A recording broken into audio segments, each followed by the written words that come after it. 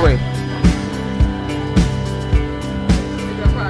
So now you're gonna go to the bathroom.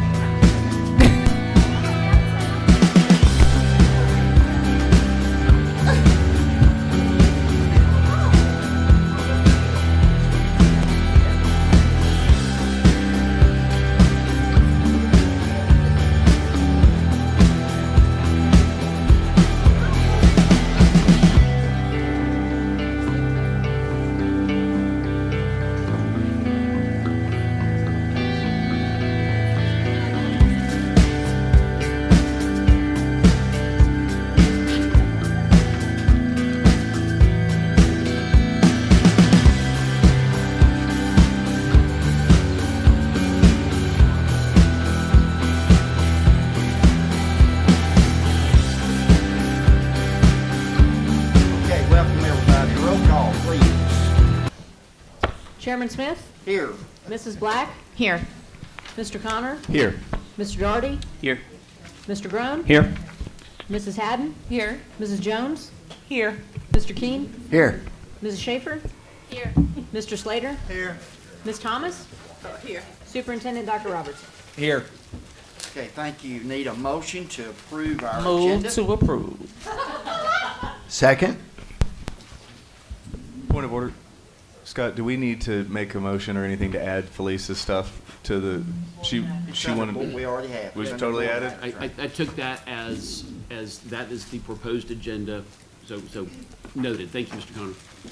Connor. And also, I note that Mr. Daugherty had a proposed policy amendment, so our records reflect that both of those are on the proposed agenda. Mr. Chair, Mr. Bennett, there's also amendments to the Centerstone agreement. Yes. Roll call? What, do we still need a second? We got We one. got that. Okay. Okay. This is the motion to approve the agenda. Mrs. Black? Yes. Mr. Connor? Yes. Mr. Daugherty? Yes. Mr. Groen? Yes. Mrs. Haddon? Yes. Mrs. Jones? Yes. Mr. Keene? Yes. Mrs. Schaefer? Yes. Mr. Slater? Yes. Ms. Thomas? Yes. Chairman Smith? Yes. So, Mr. Mullins, are you in the house? There you are. Welcome. Mr. Mullins, our principal at Ooltewah High School. Thank you, Mr. Mullins. Good evening, Chairman Smith, members of the board, Superintendent Dr. Robertson. Thank you for allowing me to be here tonight. I'm going to ask that all would stand for our pledge, please.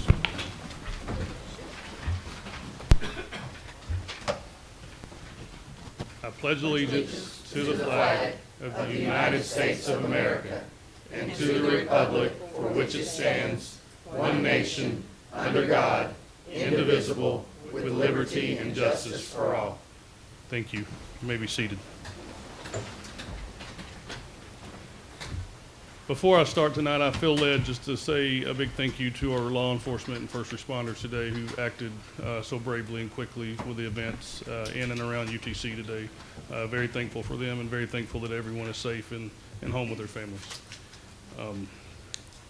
As we begin this meeting, let us take a moment to reflect on the joy and promise that comes with the start of a new school year. There is something truly special about these first days. Hallways once quiet now hum with energy. Classrooms are filled with conversation, and the air is alive with anticipation. We reconnect with colleagues and students we haven't seen in a while, and we welcome new faces into our community. These moments remind us that education is not just about instruction, it's also about connections. The start of the school year is a celebration of relationships. It's in the smiles exchanged at the morning drop-off, the laughter shared in the lunchroom, and the quiet encouragement offered in the classroom. It's in the joy of seeing a student light up when they feel seen, heard, and valued. And at the heart of these connections is a powerful commitment to know every student's name and every student's story. Because when we know who they are, where they've been, and what they hope for, we can walk alongside them not just as educators, but as champions of their growth. We celebrate the friendships that are just beginning, the bonds that will grow stronger, and the shared experiences that will shape this year. We honor the sacred trust placed in us by families and communities, and we recommit ourselves to creating spaces where every child feels safe, supported, and inspired. As we carry out this work before us, may we be guided by that same spirit of connection, care, and purpose. May we never lose sight of the individual lives behind every decision we make, and may we move forward with joy, knowing that the work we do together has the power to transform lives. Thank you.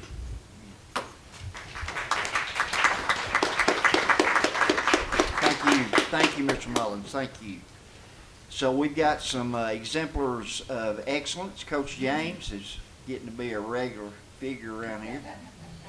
That's a good Which thing. is a good thing. That's a good thing. It's my favorite part of the job is to be able to come and celebrate the accomplishments of our student athletes here in Hamilton County Schools. So, Chairman Smith, thank you for your time. Distinguished members of the board, Dr. Robertson, Dr. Stewart, thanks for having us. The kid I'm going to present to you, and I probably shouldn't call him a kid anymore. He's a young man. He's actually continued his wrestling career at UTC. Talked with this young man at length, and you know, to be a state champion, especially in sport of wrestling, and you know, I think I've played about every sport there is, and to me, wrestling is probably the toughest sport that there is. It's almost like being a 2-miler in track and field and having to fight the whole time while you're doing it. You know, it's a complete total body exercise for 6 minutes, and sometimes longer if necessary. But for Mr. Yurchuk, 6 minutes was a rare event in his career because he pinned almost everybody that he ever wrestled. But I want to go ahead and recognize our first ever as Hamilton County Schools 5-time state champion wrestler, and his name is Mr. Ethan Yurchuk. He is from Signal Mountain High School. One of his assistant coaches here, Dean, if you would come up. This is Mr. Dean Clements. He was assistant coach on the Signal Mountain wrestling team. You may recognize the Yurchuk name. How many state championships between you and your two brothers? 16 state championships. So he's got both brothers at West Point, two brothers at West Point, and he is a future national champion mock is what we're pulling for you, okay? Right. So I'm going to go ahead and read this, the exemplar. It's with immense pride and admiration that we recognize Ethan Yurchuk of Signal Mountain High School as the first ever 5-time state wrestling champion in the history of Hamilton County Schools. This historic achievement is a testament of Ethan's exceptional dedication, resilience, and sportsmanship. He has represented his school and our district with distinction and honor both on and off the mat, and we wish him the best as he continues to his athletic career at the University of Tennessee, Chattanooga. Go Mocs. All right. We appreciate everything you've done. We wish you the best in the future, and I'd just like to present you this certificate and recognize your board member. If you would come down front, Mr. Daugherty. Yeah. You would like to get a picture with you, gentlemen, I'd or love if you would like to say something, the floor is yours, sir. I'd love to. Thanks, Coach James, for setting us up. Coach Clements, thank you for coming.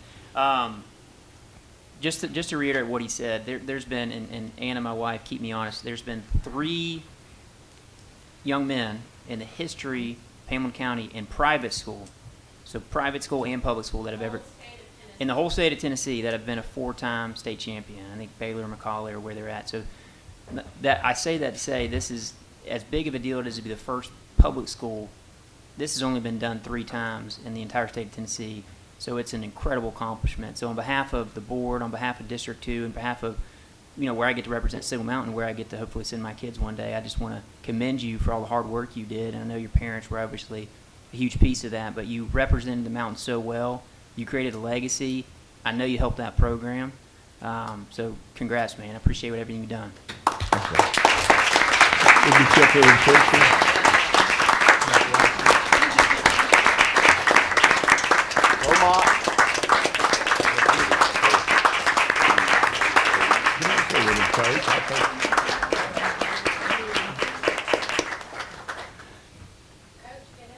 Do a takedown there. Get in there. Get there. I wasn't expecting that. Do a takedown.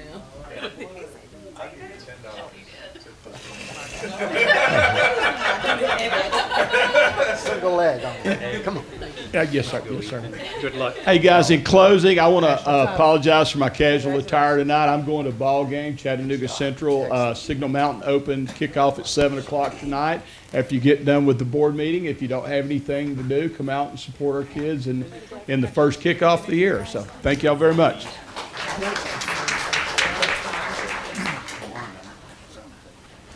It's pretty amazing.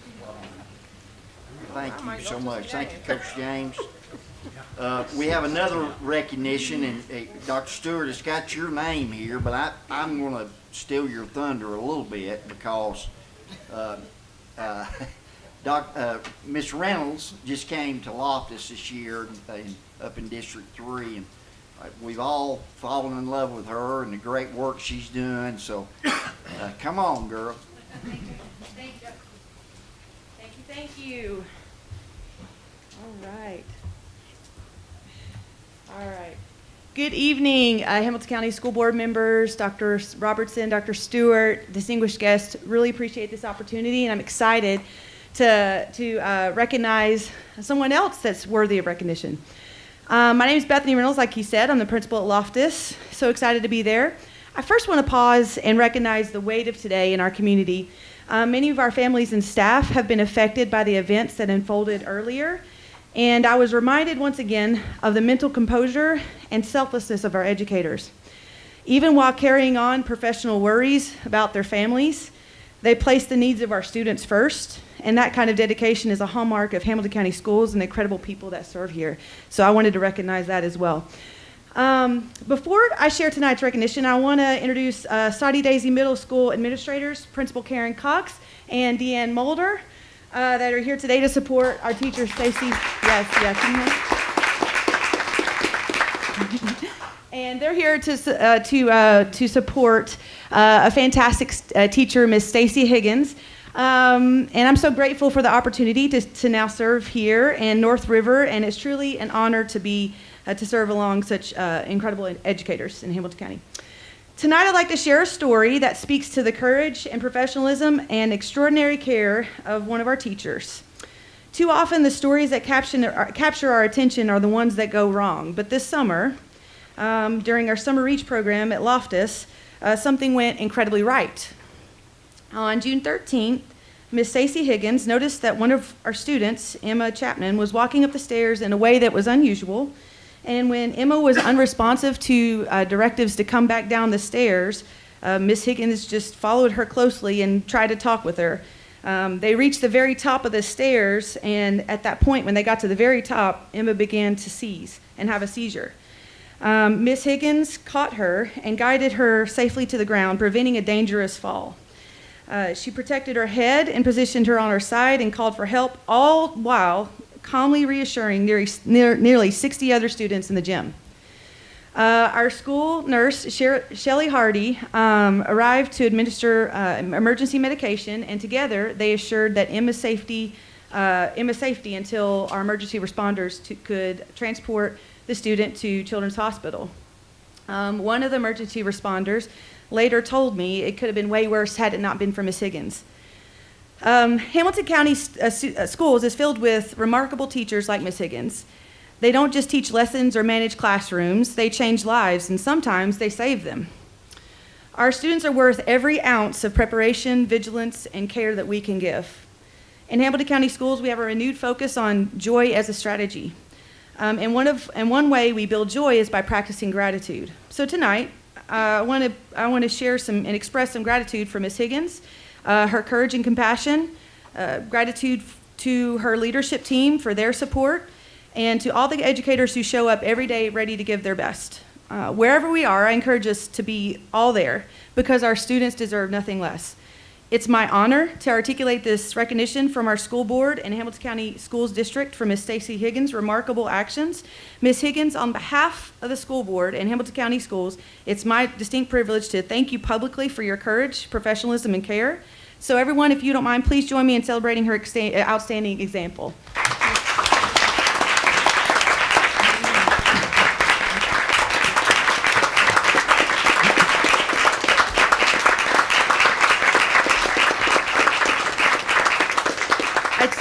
I too have her husband is here as well. Mr. Higgins. What's your name? That's his name. What's your name? Jim Higgins. I met him right before, and I just completely forgot. We have a certificate to give you, and we'd like to recognize you as well. So everybody, thank you so much. We appreciate you.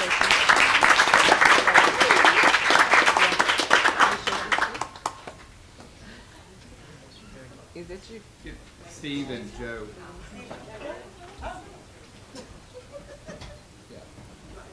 Yeah.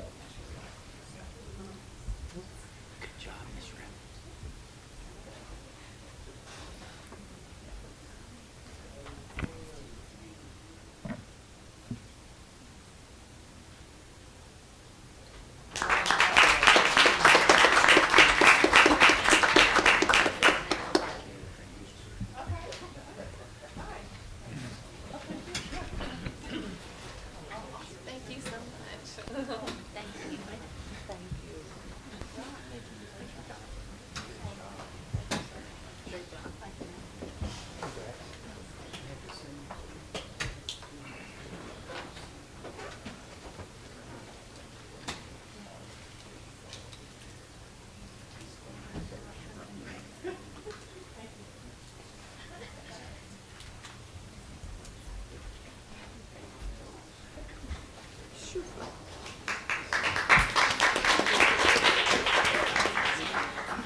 Okay, it takes us down to our member disclaimer, and as I recall, there's just one, I think, in there.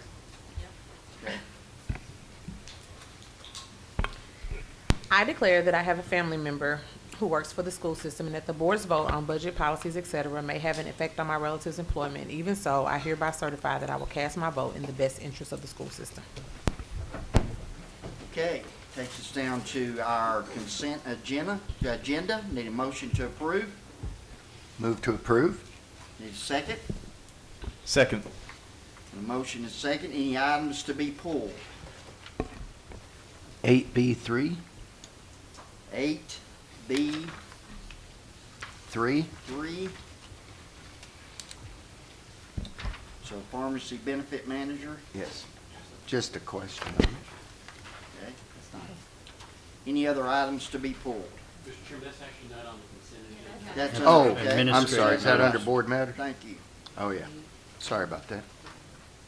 So any items, anything else? Okay. Roll call. Mrs. Black? Yes. Mr. Connor? Yes. Mr. Daugherty? Yes. Mr. Groan? Yes. Mrs. Haddon? Yes. Mrs. Jones? Yes. Mr. Keene? Yes. Mrs. Schaefer? Yes. Mr. Slater? Yes. Ms. Thomas? Yes. Chairman Smith? Yes. Takes us down to administrative business matters. MOU with Centerstone Mental Health. Need a motion to approve. So move. Second. Got a motion and a second. Any discussion? Yeah, I'd like to pull for discussion. Okay, go ahead, Mr. Daugherty. Yep. Question for you, Dr. Robertson. Just for our own understanding, obviously new to the board, first time I think we've looked at this with this group. Help me understand what exactly this group, the intended, what's the goal with them? What's their intended purpose? Yeah. So we've got a couple people from Centerstone here. Asked them to come up. Lindsay Benson, the area supervisor, and Dan Mansfield, the regional director. As you said, Mr. Daugherty, we've been partnering with Centerstone for a number of years. We know that we've got kids that have significant needs that within our counselors and other support groups, we don't necessarily have the capability to serve them the right way. This is for referrals. We refer these parents and students to Centerstone. So I know there's a lot of misinformation out there. This is with parental consent. These aren't counselors that have an office in our building that kids are going. This is being referred to the parents that then connect with Centerstone and get services. They can be for behavioral issues. They can be for mental health issues around suicidal ideation, things like that. But if it might be helpful, I think that Dan may be able to come up and help us provide some context. Thank you for that introduction. Appreciate it. I appreciate being here today. So Centerstone represents community mental health in this area, as we do across Middle Tennessee. We have a strong partnership with Hamilton County Schools over the past decade and more. And last year, we were present in 32 different schools, serving over 2,600 students. And as you said, we always provide parents the opportunity to discuss our services prior to engaging in those services. We have informed consent that is obtained prior to starting with those services. And of course, if there's any concern about custody or informed consent, we're going to pause that treatment until we clarify what the issues may be around a parent or guardian.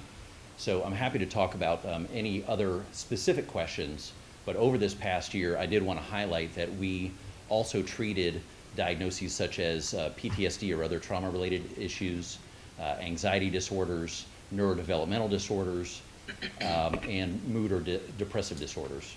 But we represent the roughly 6% of the 45,000 students enrolled in Hamilton County schools that have mental illness or severe persistent mental illness that need services in order to be able to excel academically and achieve their best self. Appreciate that overview. To be clear, Dr. Robertson, we're not paying this group presently. So then what is the incentive then for this group to be part of this program? The incentive for Centerstone or incentive for us? Centerstone. Yep. Well, I mean, It gives them opportunity, well, I'm curious, it what is the gives them nature an of the question? opportunity, it gives them. Wait a minute, wait a minute. Hold wait a on a minute, minute. wait a Let minute. me. We're here to serve at your pleasure. When I read the memorandum of understanding, I see a requirement you have to have 30 cases for a caseload. Is that correct? That is roughly correct as far as covering the cost of our services, but all of our services are paid for by TennCare. Right. So, or Safety Net. And those services can also be received at our local office in Chattanooga, if that is the family's preference. So your group, you have the ability to decide based off these 30 caseload numbers whether or not an individual or child requires these services. You guys make that designation yourselves? All of our employees are master's level trained in either social work, marriage and family therapy, or professional counseling. And as part of the initial process, when we receive a referral through the school, we will meet with the family to complete an initial intake assessment and determine what level of care they may need. Okay. No further questions this time. Miss Jackie? Thank you, Chair. I stood here, sat here and listened in the beginning when the young lady stood up and talked about all the negativity about mental health service for children. But yet on this board, I continue to hear you all talk about safety, and if this happens, will a child have a telephone to call, and all of these things. Everything she stood at that podium and said was incorrect. And whether someone is a Christian or not, she does not know. They may not teach through the Christian philosophy, but children come in and discuss what they need to discuss. And I think that's our problem, because we think all children can just be resilient, but they're not. The mental health services that they offer can be offered also in the home, outside of the school. So you're holistically working with a family. Because we know some children have issues, but the parent has to give the consent before the child even participates. It's only allowing an agency to be there as an opportunity for a child to receive the service if needed. No, they're not forcing them to go. They're not making them parents sign up for it. They don't have to. It just amazes me how everybody talks about children and in their best needs, but yet no one wants to continue to meet their mental health needs and think that we're in violation of parents' rights, children's rights, when the reality is, in any mental health service, you have to have permission in order to go forward. It's not like they're coming in and saying, we can't. Now, there are some rules around ethics when it comes to what is disclosed in those meetings. But one thing is that if they disclose any harm to themselves or anyone else has to be disclosed for safety reason. So I think we keep giving this mental health system and all of this. We're just for me, you're just going too far with it. Because the minute something happens, you all are going to be on here talking about they didn't have this wasn't in place, and we're going to be blamed when the school system is trying to put people in place to help address the needs. Will there be kids missed? Yes, there will be. But I'm just so tired of the negativity when it comes to mental health services, and we have so many children that you all don't think in need, that are truly in need of these services. And let me get off because I know I can keep on talking about this, but that's all I wanted to say. Thanks.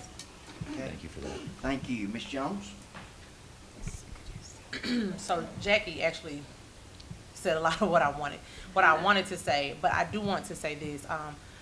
Everybody knows I'm a social worker. My very first job was a grant-funded community liaison position with Centerstone Mental Health in Nashville, Tennessee, where I worked in a therapeutic preschool off of Venture Way.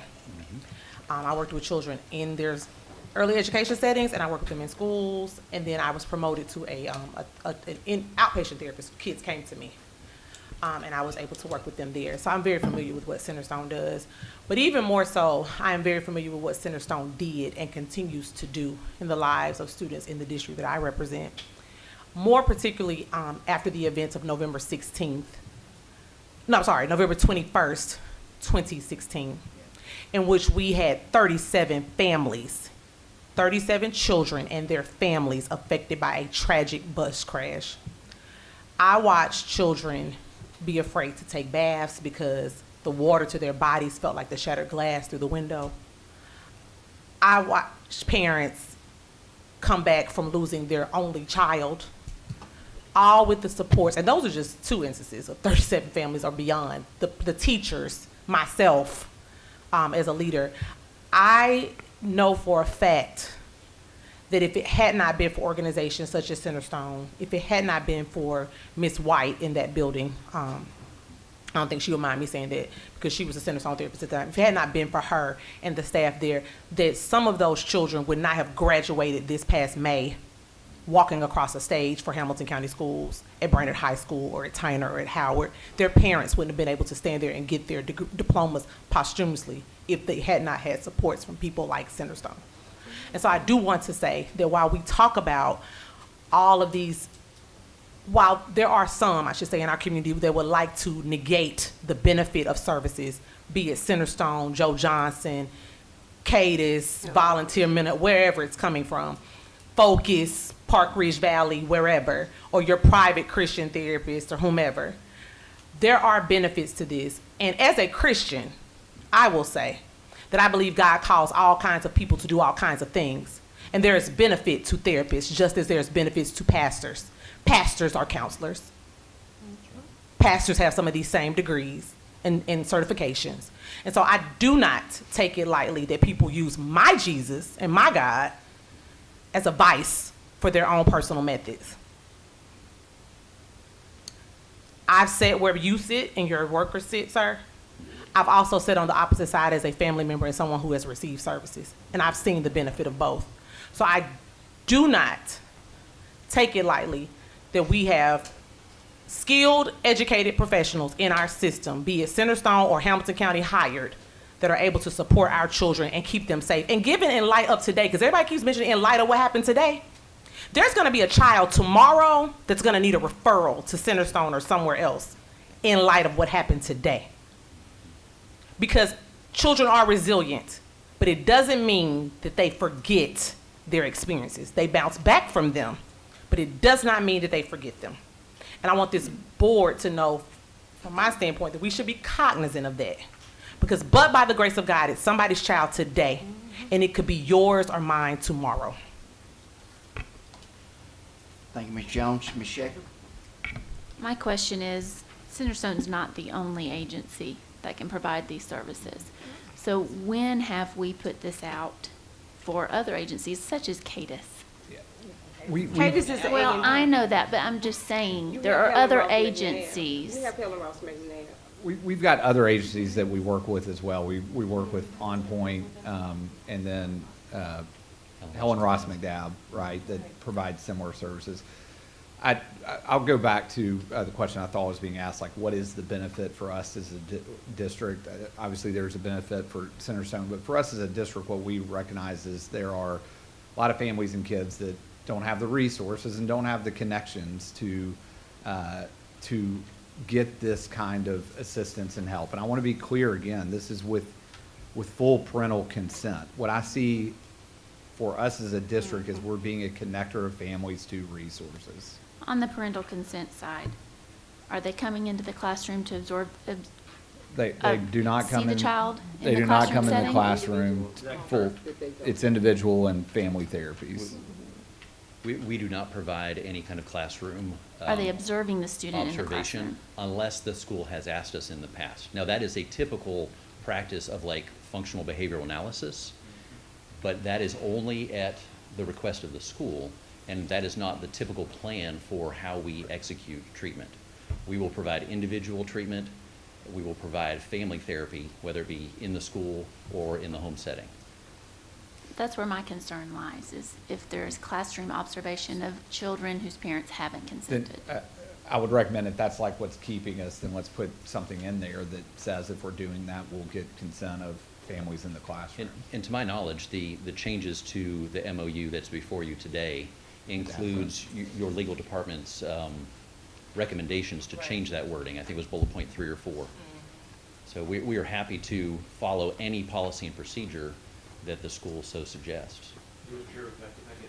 To address that, if you look at the third bullet point, it provides support. Hamilton County Schools will support the counseling services to allow the school-based therapist access to the students in classrooms, and here's the added language, in accordance with established school policies and procedures. So what that recognizes is that we have procedures in place that allows specialists to observe our kids in the classroom as necessary and as appropriate. And we obviously do have protocols in place to make certain that people aren't just roaming the school and they're not seeing things that would invade the privacy of other students. So we have ways to safeguard that. The recognition here was that if Centerstone is there providing a service, they should not be at a disadvantage relative to other people whom we do allow to access the classroom. So you mentioned, for example, functional behavior assessments. If you have a child whose behavior is disruptive, then obviously you want behavior professionals to observe that child briefly in the learning environment to develop an assessment of what interventions you can you can implement to address the child's behavior. So we already do that. And so this language here was to put them on the same footing as other professionals, not better, but also not worse. So back to my first question, Dr. Robertson, why do we not have MOUs with other agencies? Why just Centerstone? We have had MOUs with other agencies. Currently or have had?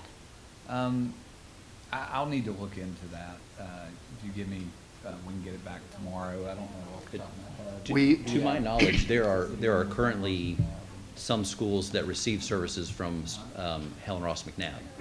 Red Bank. Give us a second, we'll look it up. We used to have an MOU with Lighthouse, but then they folded. Lighthouse Counseling. Yes. This is all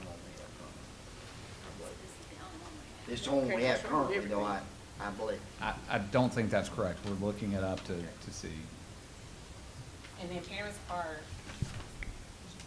just for record purposes, parents are always able to take their child wherever they want them to go to receive supports of these types.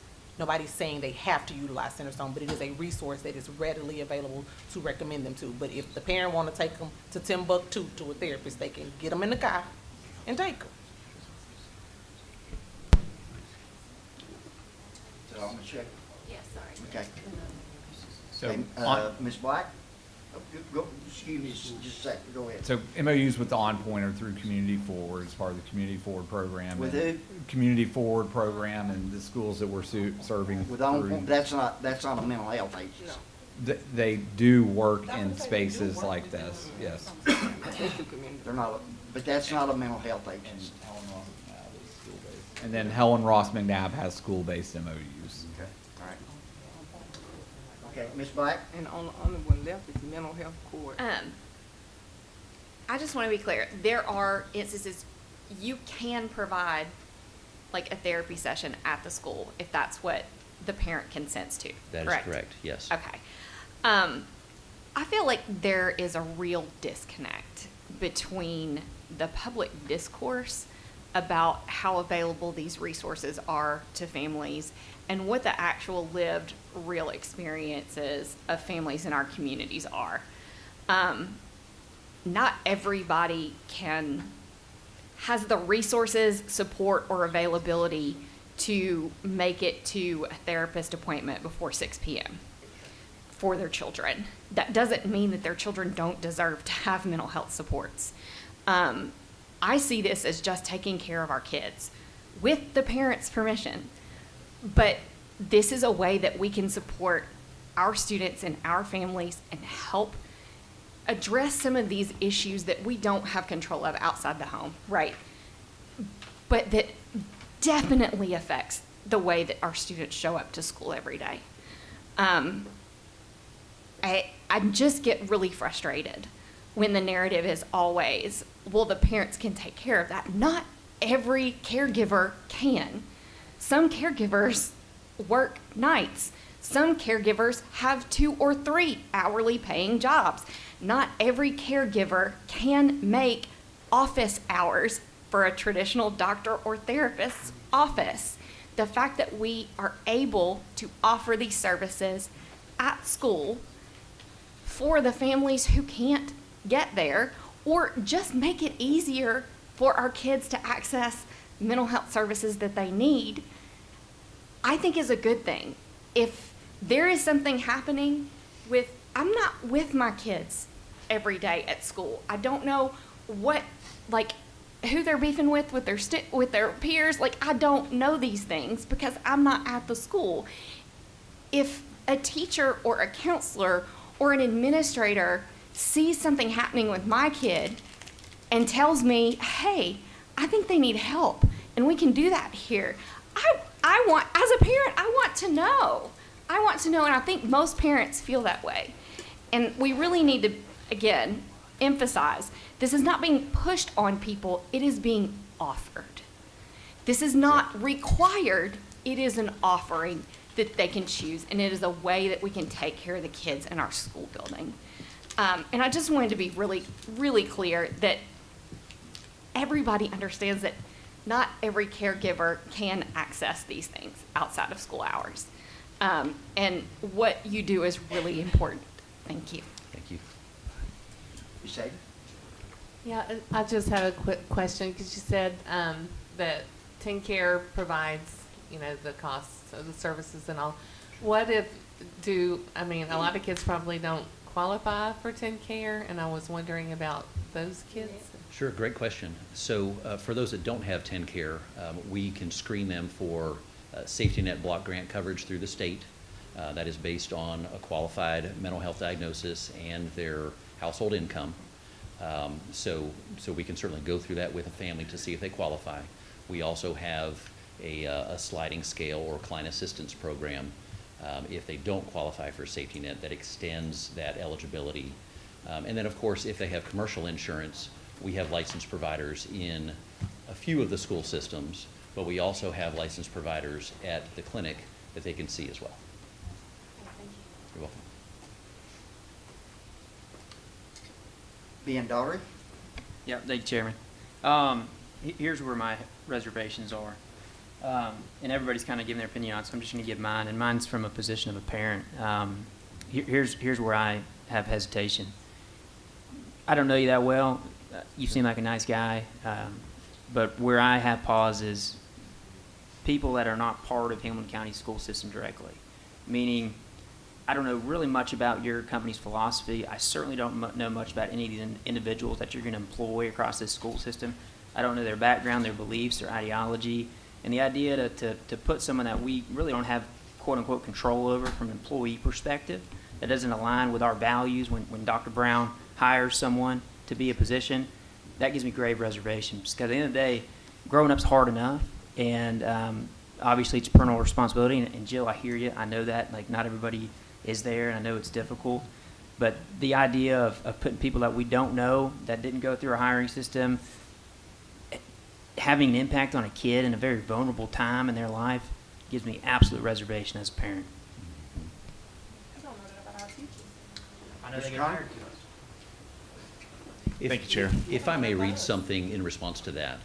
I'm a marriage and family therapist by trade, trained at Louisville Presbyterian Seminary, and part of my code of ethics creed or requirement is that as a marriage and family therapist, I provide professional assistance without discrimination on grounds of race, age, ethnicity, socioeconomic status, disability, gender, health status, religion, national origin, sexual orientation, gender identity, or relationship status.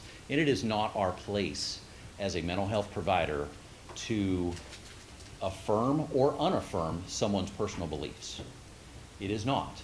And so if there is a particular issue that needs to be discussed, I'm welcome to do that. It is the parent's place in the home, and it is their job to help instill morals and values within their household and with their child. So we are there to treat the mental illness, not necessarily push a specific value system, if you will. So I'm happy to discuss that further if necessary. Thank you for clarifying that, and thank you, Chair. So everyone that works for your company has a license, has been approved by either a college or has their certification that they have gone through all the educational materials to be a licensed therapist, correct? To clarify, all of them have earned a degree, a master's degree in, like I said, social work, marriage and family therapy, or professional counseling. Not all of them have a license, but are working towards a license under the supervision of a licensed provider. Similar to our educators that I referenced in my report. So, okay, so I just kind of want to put it in perspective because we're kind of throwing him under the bus for somebody who is far and away a master of their craft. I think that is what it means to hold a master's degree. You're a master of your craft. In perspective, if you broke your arm, got in a car wreck, or God forbid, there was an actual active shooter today at UTC and you were rushed to Erlanger, would you all have stopped and said, hey, I don't know you. Could we talk for a minute before you start to do surgery on me? This is something that, you know, probably a little bit of a big deal. I'm bleeding out, but I want to make sure I know you personally before I let you treat me. Or do you trust that they've gone through all the background checks, all the hoops we put through them? Everyone on this board's been fingerprinted and background checked the same way too. I think that we have to give a little bit of professional courtesy to trust someone that is literally a master of their trade to do their trade. And to add to that, I'd be happy to share that, you know, there are school systems that choose to ask for our background checks, which we would be happy to provide. Putnam County has done that recently. Lawrence County is doing that currently. We're happy to provide that. That is not a problem. There are even some school systems, before we decide to hire someone, they want to get to know that person as well and maybe do a second interview. We're not opposed to that. Thank you. Mr. Grom? Just a question. When I came on this board, Centerstone used to, this was 3 years ago, used to list their therapist on their website for Chattanooga. You no longer do that, is that correct? I can certainly check with our marketing department on that, but I don't know. I can certainly give you a list if you'd like. Well, I would like to see the list that you make reference to in terms of background checks. Okay, sure. Yep, I'd be happy to provide that. Okay, thank you very much. Okay. Mr. King? And I'm trying to get clarity in this. So we have an MOU, but we do not pay them money for their services. Correct. That money is provided by the state of Tennessee or federal or a variety of things. They are also an organization that can work, you know, with families and that outside the school. I guess my question is, if we're not paying them and they're not charging us, what is the reason behind the MOU? I would turn to Scott to clarify. The biggest one, though, is because they're providing services within the four walls of our schools. Okay. And during school hours. And so I would say that is probably the number one reason, Scott. Rules of the road. If you look on the second page, the first page provides basic expectations, but the second page provides what, frankly, I'm concerned about in terms of the meat and potatoes. That big middle paragraph spells out the kind of background checks that they're going to have done. Spells out that they're not going to have anyone in our school until they've been background checked. That second to last paragraph is the strongest indemnity language that I can draft. If anything goes in the ditch, they agree to step in and take and protect us, and not simply protect us, but they defend us. That's why we have an MOU, to have a clear understanding that if anything goes awry, they're handling it. We don't have to. This is the same, by the way, and I hate to compare this, but it's the same indemnity language that we had for Durham when they handled that situation. When that situation arose, we said, handle it, and they handled it. And we didn't have to. And we made them handle it. It's the same language. So that's why we have an MOU. And I will add that this is nearly the identical MOU that was in place last year, Right. other than points 3 and 4 that were slightly modified. I guess it didn't come up last year that there was no money being exchanged hands, though, because I didn't realize that. So, Okay. all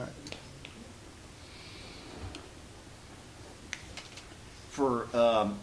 This is my 9th year to have this conversation, and every year this is a point of contention. We have the same discussion every year. Dr. Robertson, I'm wondering if, are you with me? Yes, sir. Let's just pretend for a minute we don't have Centerstone, okay? And tomorrow morning, little Ben, we decided that maybe he needs some mental health services, but we don't have an MOU with Centerstone. So what's happening now? Okay, so no, we got an MOU with them now. This is a renewal of that contract. We got one with them now. I'm just pretending with me for a minute. I'm following. What would happen to Ben? What would I, as a counselor or the principal or whoever, what would I do? So, I mean, put principal hat back on, right? Counselor comes, Okay. you've got, student that's struggling with X, Y, or Z. We need services like Centerstone. We don't have access to them. We're calling the family. If you're calling me as family, like, more than likely I've got the resources to provide support, right? What we know is that a lot of our families don't.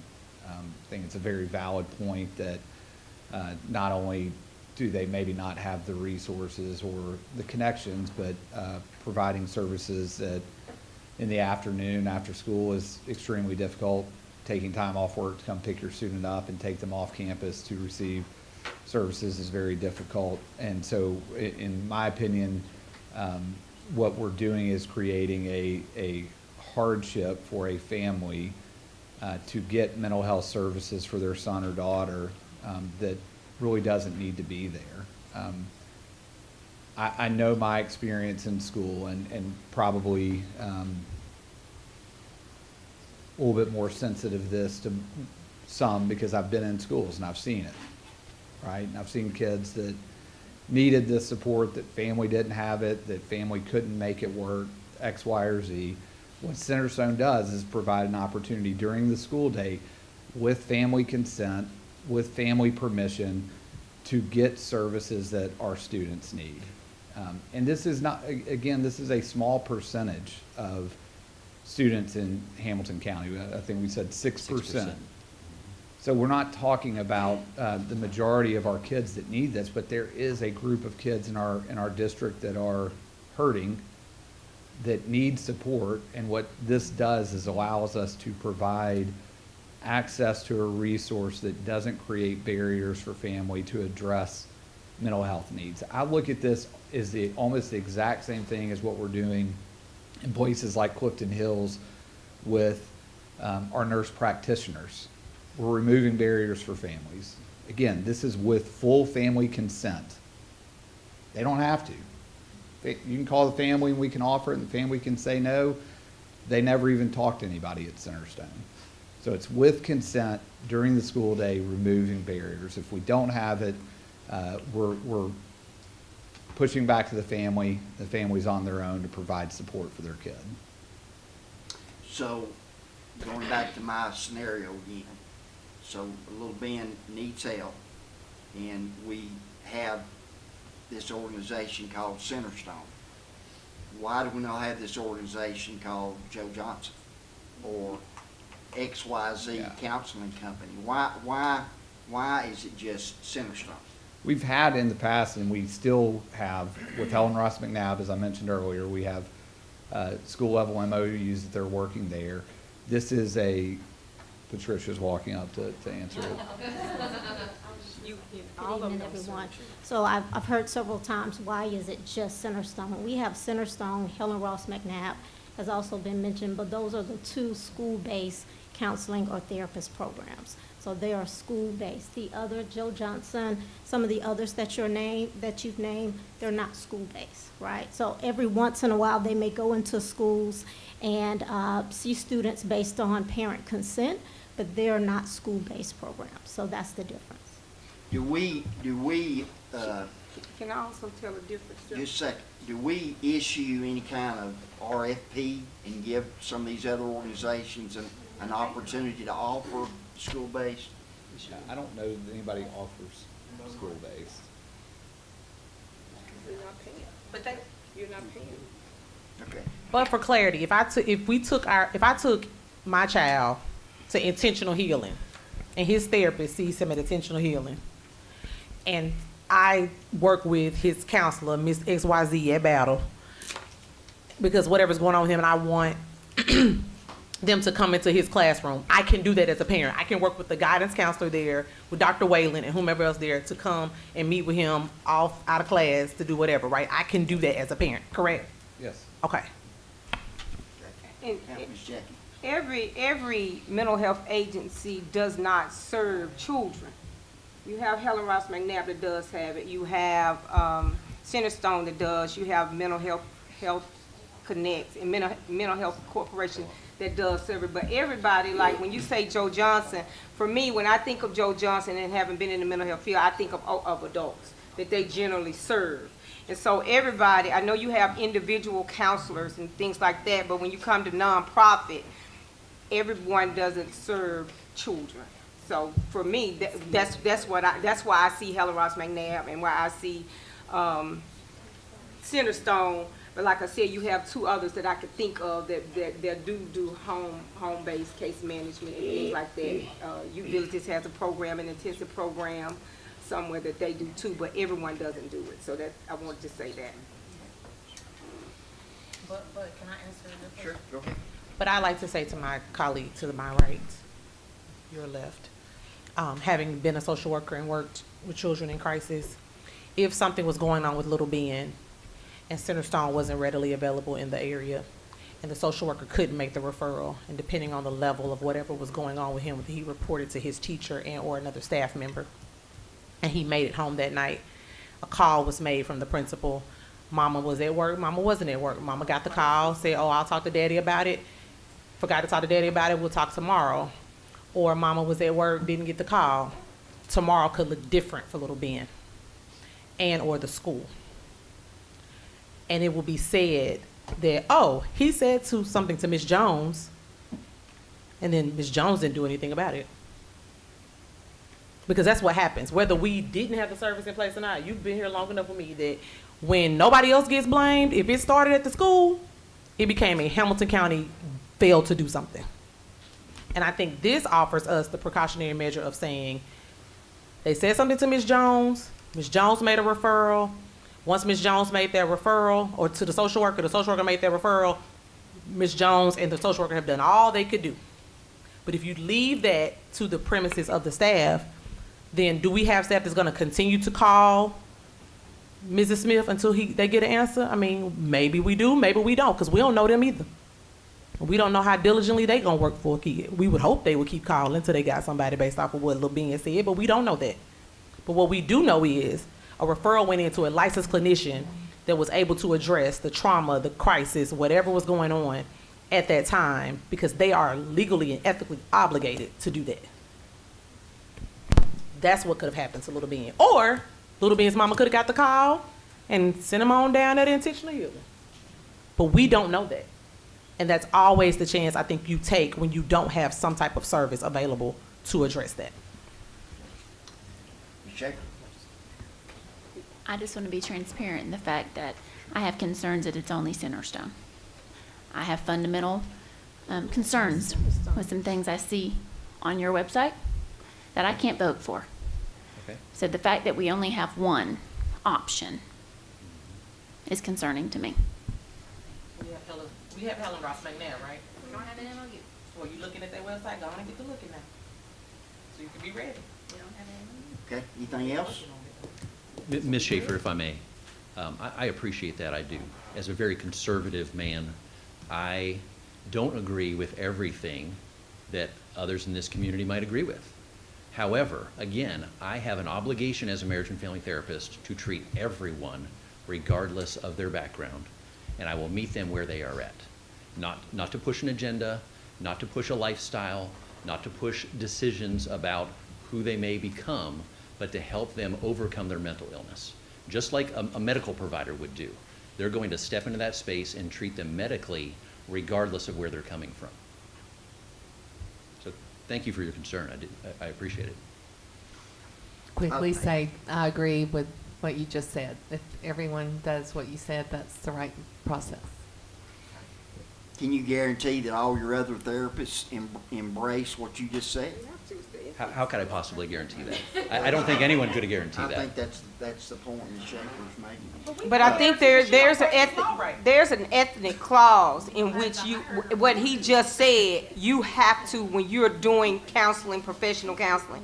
What he just said is what every counselor is obligated to do. Now, whether they practice it the way they should, no one can ever guarantee that, but they are under that, what he just said.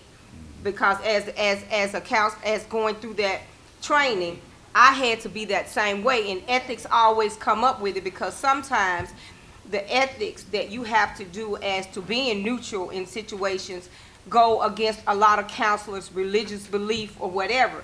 And so they look at, you have to go back to your ethics training in order to make sure you're doing what he just said. So I wanted to put that out there too. When he said, Thank you, you Ms. asked, could he guarantee? If they've taken the responsibility in the ethnic clause, they're supposed to be doing it. And I can also guarantee that I will personally be involved if there are any concerns about someone acting in any unethical way. You have my guarantee on that.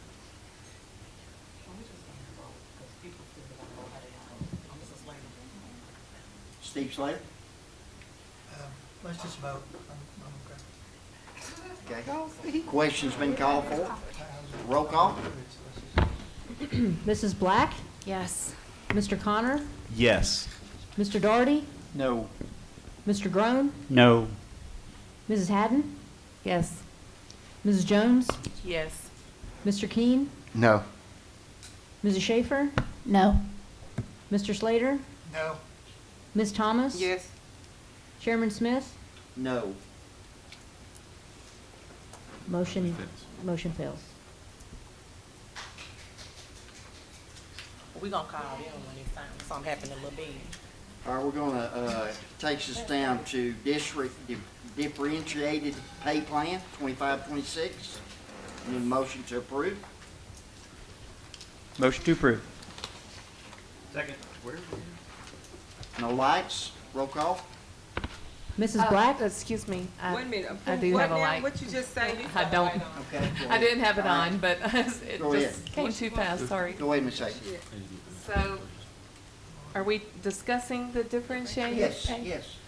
Oh, okay. I just know in one meeting, or, we did talk about the Dawn school and differentiated pay. And I'm glad you came to speak on that behalf. So I didn't know what the status was, or have y'all made a decision?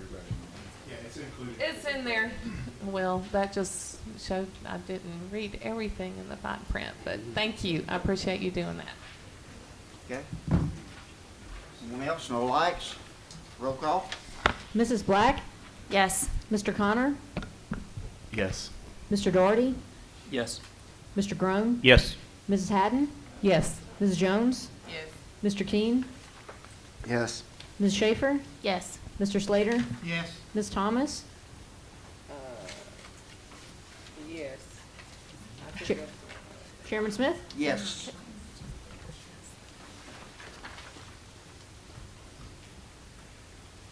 Takes us to request for proposal, file 2526, pharmacy benefit manager. Mr. Chairman, teachers eligible for reinstating tenure. Yes, thank you, Mr. Bennett. Teachers eligible for reinstating tenure. I think it'd be important, Dr. Roberts, if you would, just for the public to kind of explain what this means. Yeah. It's teachers that are getting tenure reinstated. Doesn't mean that, I think there's a lot of times that people think that something happened. Most of the time, these are teachers that have left us for a while and have come back, had tenure, and are getting tenure reinstated. So, say that again. Yeah, there's a probationary period that they have to go through to be in good standing to get tenure reinstated. So it's a 2-year period for that to happen. Okay? How many are we talking about, just out of curiosity? Eyeballing it, looks about 21 or so. Okay. I didn't look at it. Okay, motion to approve. Did I ask for that? I don't think I did. You don't have one. Okay, I need a motion to approve. So moved. Second. Okay. Any other discussion? Roll call? Mrs. Black? Yes. Mr. Connor? Yes. Mr. Doherty? Yes. Mr. Groan? Yes. Mrs. Haddon? Yes. Mrs. Jones? Yes. Mr. Keene? Yes. Ms. Schaefer? Yes. Mr. Slater? Yes. Ms. Thomas? Yes. Chairman Smith? Yes. Agreement with county operated detention centers, Hamilton County Jail. Motion to approve. So moved. Second. Wait a minute. We, I asked Thank you. I asked I'm gonna be 8.5. all right. Pharmacy, yeah. So- We'll be all right. Let's go back to the pharmacy benefit. Okay, you got a question, Gary? Yes. Well, let me get a motion and then we'll, okay. Motion to approve. Moved. Second? Second. Okay. Now, go ahead. Discussion. So as I look through that, there was a $3.66 million savings there. And that's on this budget we are currently in. You're shaking your head no.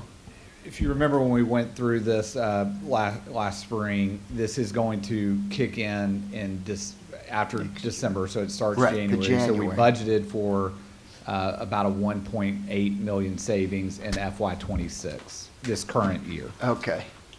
All right, so then the other 1.8 million, The other one, it's for a year, so remember, benefits, we don't run on a July 1 to Right. June 30th. It's January regular, to- it's January to December. And so even though you made that decision, we implement this today, it won't go into effect until January 1st. right. So there's truly not a savings of 3.6 million. 1.8. Right, okay. So looking at that 1.8, that would not cover the step increases. The for 1.8 teachers. was already used to balance our Okay. budget, so. All right. That was my question. No more lights? Roll call? Mrs. Black? Yes. Mr. Connor? Yes. Mr. Doherty? Yes. Mr. Groan? Yes. Mrs. Haddon? Yes. Mrs. Jones? Yes. Mr. Keene? Yes? Mrs. Schaefer? Yes. Mr. Slater? Yes. Ms. Thomas? Yes. Chairman Smith? Yes. Now, agreement with county operated detention centers, Hamilton County Jail. So moved. Second. Got a motion and a second. Questions, comments? Mr. Connor? Yeah, I was just wanting somebody to stand up and give us a little explanation about what we're voting on, since it's not very apparent in the thing. Yeah, you go. This is to provide services for our juveniles who are in detention and/or at Silverdale. So it's us fulfilling our educational obligation to do that. They're in the jail. Yeah, Yeah. they're detained. So- They're detained. But it say with disabilities, so is it just for kids with disabilities? It is with kids with disabilities. We do serve all of our children in that space, but this is particular to kids with disabilities. Yeah. So to be clear, it's us going to the detention centers to service children who are there who we should otherwise be educating. That's right. It's not exactly forward. I wanted to make sure the public knew what we were So, voting on. so this could be maybe a juvenile that's charged as an adult? It's a juvenile who's either in juvenile detention or at Silverdale, Okay. Well, that's two awaiting different- trial. It's Isn't the it- same MOU, just two different places, when you look at it. Yeah, because we're asking for two different votes. Because they're two different facilities. Okay. Right. And this includes for students with disability up until they're age 21, but for normal up to 19 or 18? I think it's only until 18, but, okay, it's 21. Yeah. So 21 and 18, I guess my question is, are we providing it for 19-year-olds, for students with non-disabilities, or only up to 18 with students? All right, 18 and 21. All Well, right. or it could be, I mean, we have some fourth years that could be 19. Okay. It's yeah. how we So would it's while put- they're Years still is in fine. high school Yes, then? sir. All right. Thank you. Okay, roll call, please. Mrs. Black? Yes. Mr. Connor? Yes. Mr. Daugherty? Yes. Mr. Groan? Yes. Mrs. Haddon? Yes. Ms. Jones? Yes. Mr. King? Yes. Mrs. Schaefer? Yes. Mr. Slater? Yes. Ms. Thomas? Yes. Chairman Smith? Yes. Agreement with county-operated detention centers, Hamilton County Juvenile Detention Unit. Motion to approve. So approved? Second. Got a motion to second. No lights? Go ahead, roll call, please. Mrs. Black? Yes. Mr. Connor? Yes. Mr. Daugherty? Yes. Mr. Groan? Yes. Ms. Haddon? Yes. Ms. Jones? Yes. Mr. King? Yes. Mrs. Schaefer? Yes. Mr. Slater? Yes. Ms. Thomas? Yes. Chairman Smith? Yes. Revised school fee for Center for Creative Arts Athletics Program. Motion to approve. So moved. Second. Discussion? Seeing no lights, roll call. Mrs. Black? Yes. Mr. Connor? Yes. Mr. Daugherty? Yes. Mr. Groan? Yes. Mrs. Haddon? Yes. Ms. Jones? Yes. Mr. King? Yes. Ms. Schaefer? Yes. Mr. Slater? Yes. Ms. Thomas? Yes. Chairman Smith? Yes. STEM school lease agreement with Chat State. Motion to approve. So moved. Second? Discussion? No lights, roll call. Mrs. Black? Yes. Mr. Connor? Yes. Mr. Daugherty? Yes. Mr. Groan? Yes. Mrs. Haddon? Yes. Mrs. Jones? Yes. Mr. King? Yes. Mrs. Schaefer? Yes. Mr. Slater? Yes. Ms. Thomas? Yes. Chairman Smith? Yes. Need a motion to approve agreement with Stellar Therapy Services for Medicaid reimbursement, school nursing services. Motion to approve? Need a second? Second. Discussion? No lights, roll call. Mrs. Black? Yes. Mr. Connor? Yes. Mr. Daugherty? Yes. Mr. Groan? Yes. Mrs. Haddon? Yes. Mrs. Jones? Yes. Mr. King? Yes. Mrs. Schaefer? Yes. Mr. Slater? Yes. Ms. Thomas? Yes. Chairman Smith? Yes. We got a few policies there. The first read tonight, and I will be discussing them in detail at our policy meeting, I guess. Ms. Schaefer? That's correct. Okay. So it takes us down to policies on second and final read. Policy 6.311, wireless communication devices. Need a motion to approve. So moved. Second. Got a motion and a second. Is that the one that we just got around? That's the cell phone policy. Any comments? Oh, yeah. Are we discussing it? Yes, Mr. Connor. Oh, you said Ms. Thomas. Mr. Connor, Go ahead if you're I'll ready. come to you, Okay, Ms. I'm Jackie. sorry. Yeah, I said, Jackie, go ahead if you're ready. I'm pulling some stuff together. Okay, my notes I wrote on this, and I looked it over. I have, you know, the new things that's putting in here. I just have a problem with us now making administration responsible for irresponsible children and parents who bring phones to school and utilize them. But we're now trying to hold the principal responsible if every principal is not enforcing it the same way, or if the superintendent is even saying it's going to be on his evaluation if the principal doesn't enforce it the same way. I just don't think we should be making them responsible for a telephone that children do not have to have in order to achieve academic achievement. And so I don't think, even if you all adopt this policy, the violations, the first offense, all of these different offenses, you have that going on now. You have that now. And when a parent comes up and complains about you taking their child's $2,000 phone, we're not there to deal with it. It's the principals and administrations that's there to deal with this. And I don't like the violations. The first offense to me is 30 days, and I think they should be permanently barred if they bring it again. But to have to try to monitor that, I think is putting an undue burden, again, on administrators who you're gonna hold accountable if kids keep violating, not following the plan. Under the emergency communication, is there a phone in each classroom was my question. Do teachers not have cell phones? Is there not a phone that they can go if it's an emergency asked to use? The punishment administration for non-enforcement rather than student who was in the violation. I just had a lot of questions in regards to some of these things. And so I wanted to put that out there, and I wanted to say that because there's no way we're now going to remove the responsibility of children using cell phones to the administrator as the responsible person for it. I don't like that, and that's how I'm reading it. Mr. Connor. Thank you, Chair. And Jackie, I'm glad I let you go first because that was a great segue to my questions. So I've got a few items here. Scott, I'm going to address you directly. Do we have the same wording for incidents of bullying, fighting, vaping, or any other student behavior issues like we do here? To say specifically, do we specifically reference retaliation on principals or the director of schools in any other of our policies? Not that I'm readily aware of, Mr. Connor. This seems to go it's a little bit of a witch hunt, if you will, or like I see in my mind pitchforks and going after the Frankenstein monster when we don't do it anywhere else. And I definitely don't want to set the precedent of 4-page policies because we have to list all the ways we're going to go after people if they don't follow it. Again, a little aggressive, a little too much. We reference often in this policy that we are one-to-one.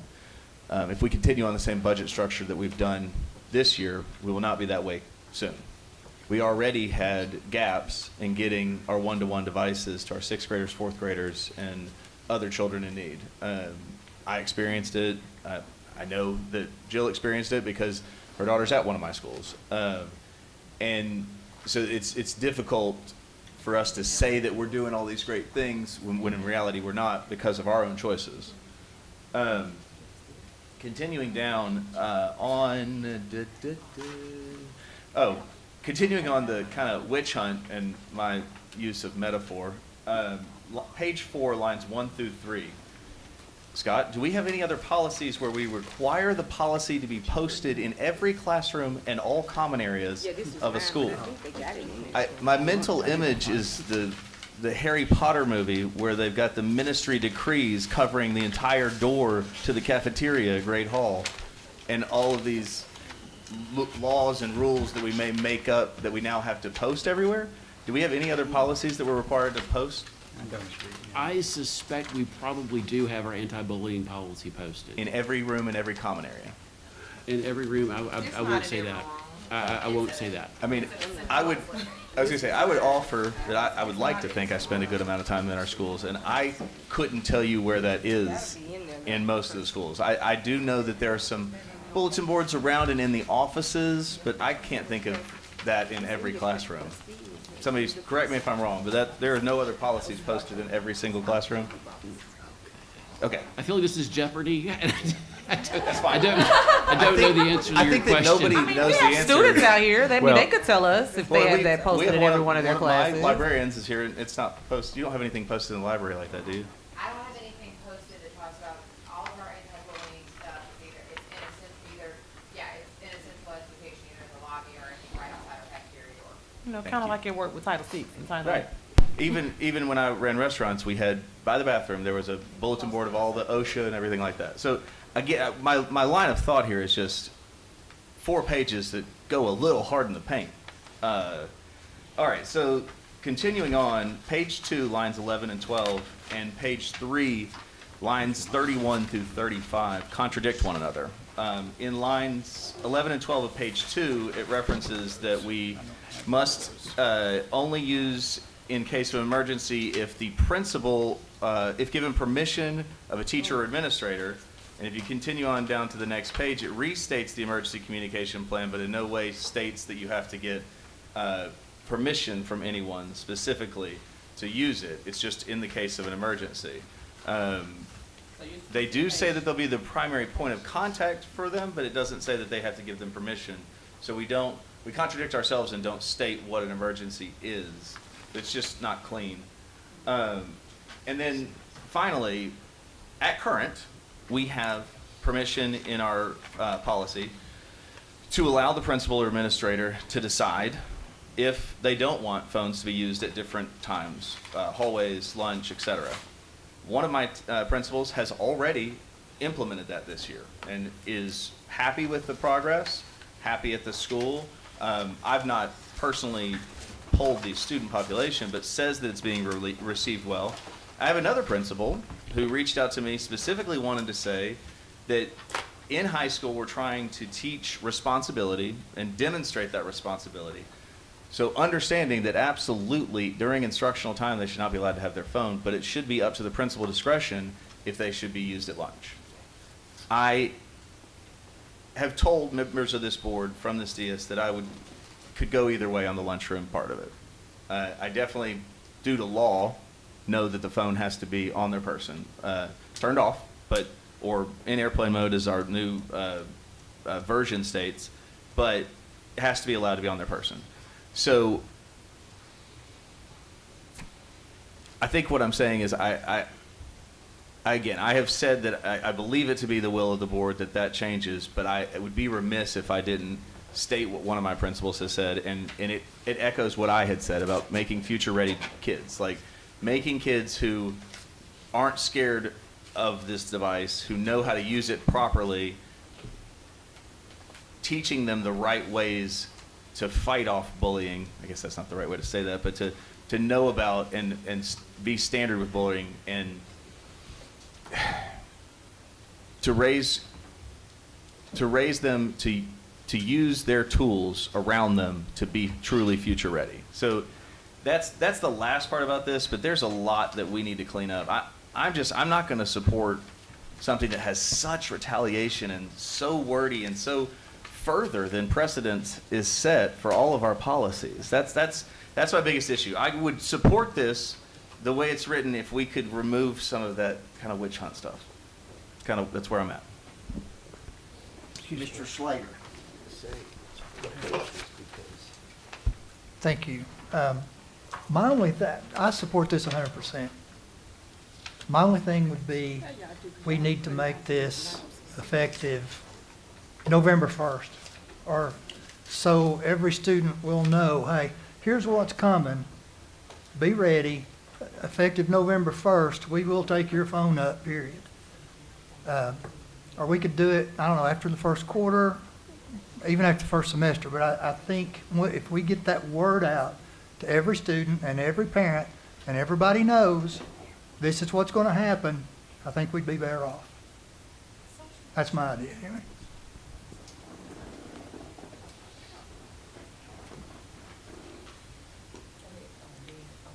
Well, if I may, Mr. Rowe?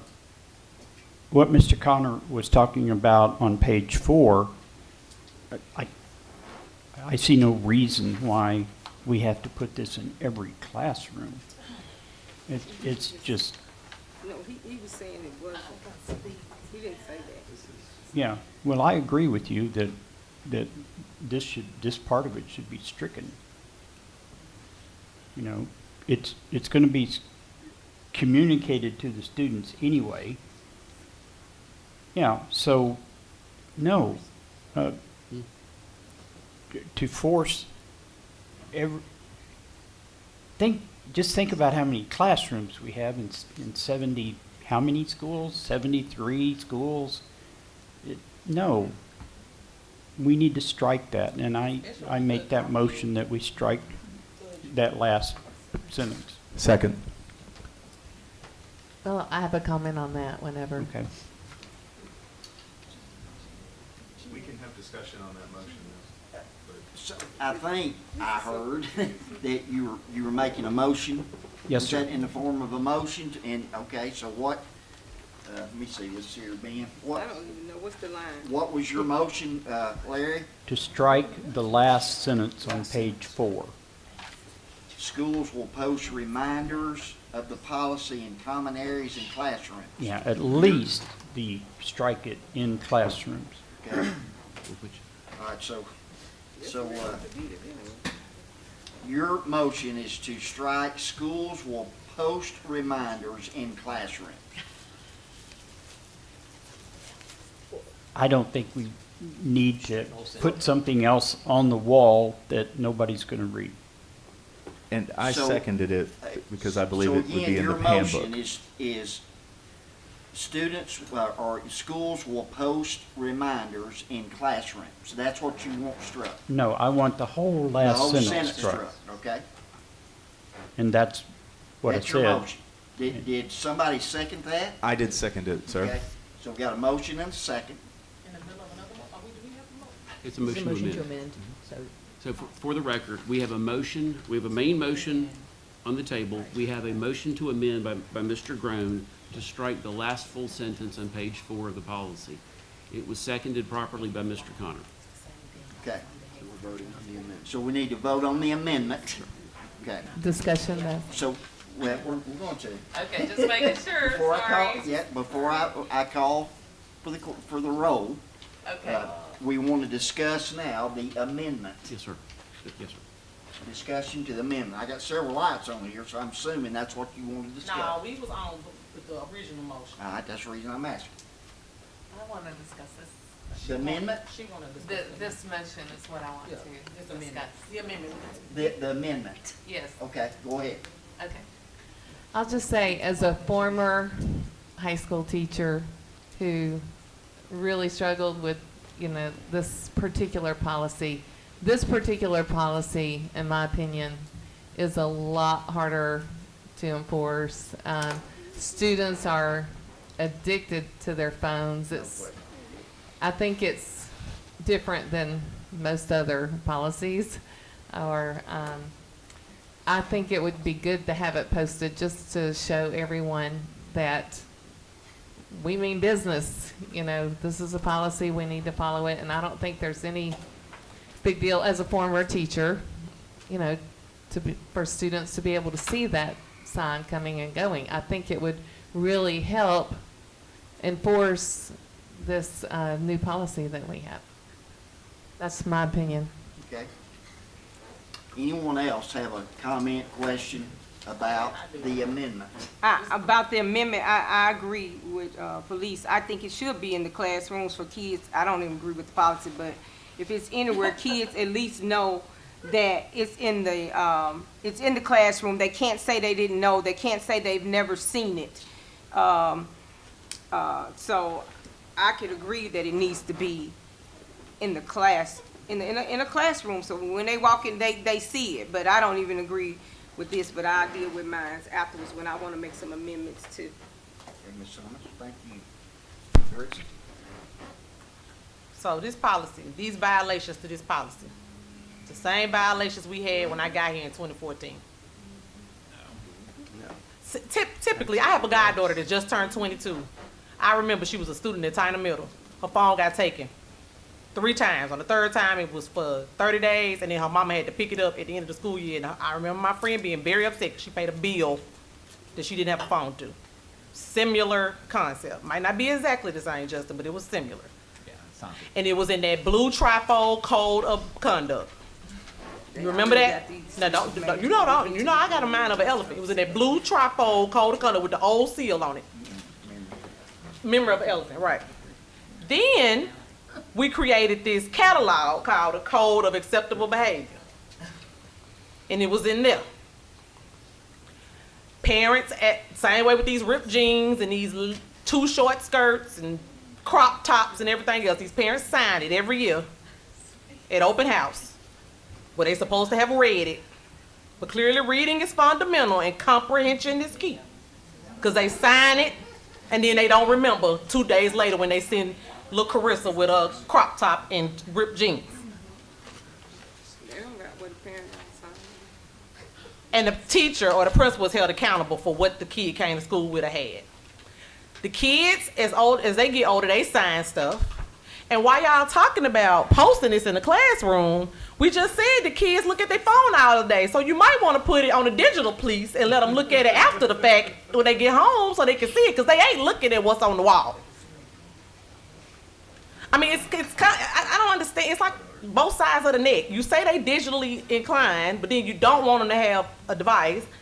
And then you want to post it, but they're not going to read it because there's 30,000 things on there, including motivational posters, what the class assignment is for the day, when they going to go for testing, what time their lunch going to be, all of that. Yeah, portrait of a graduate, all students thrive with Z without limits. I mean, so much stuff on their walls, and if you're in Brighton High School, there's wires all at the top, so then you see in that too. As you can see, I'm just very frustrated with this because at what point does it change if there's no enforcement? There you go. There you go. And I do not think it's just up to the staff of a school to enforce this. Y'all want parents to do this thing? I think it's a parent piece. Okay. And I think there should be a parent accountability when the child does it. Because if my child play too rough, they're going to put it on the back of his 1st grade communication. And then I need to have a conversation with him that night, right? That's what they do with me. And we sit down and have a conversation with him about how to stay in his safe space and stay out of theirs. Because that's what parents do. So I'm just saying, like, you can post it all day long, run across the TV, put it in TikTok. But if a child bring a phone to school and a parent tell them to bring it, it's okay, then what are we doing? Wasting our staff's time. So I'm not voting for this because I'm just tired of talking about cell phones. And it's the same thing. I vote for a policy. I try to support every policy come through here. I'm tired of that because people don't support policies that I want to support.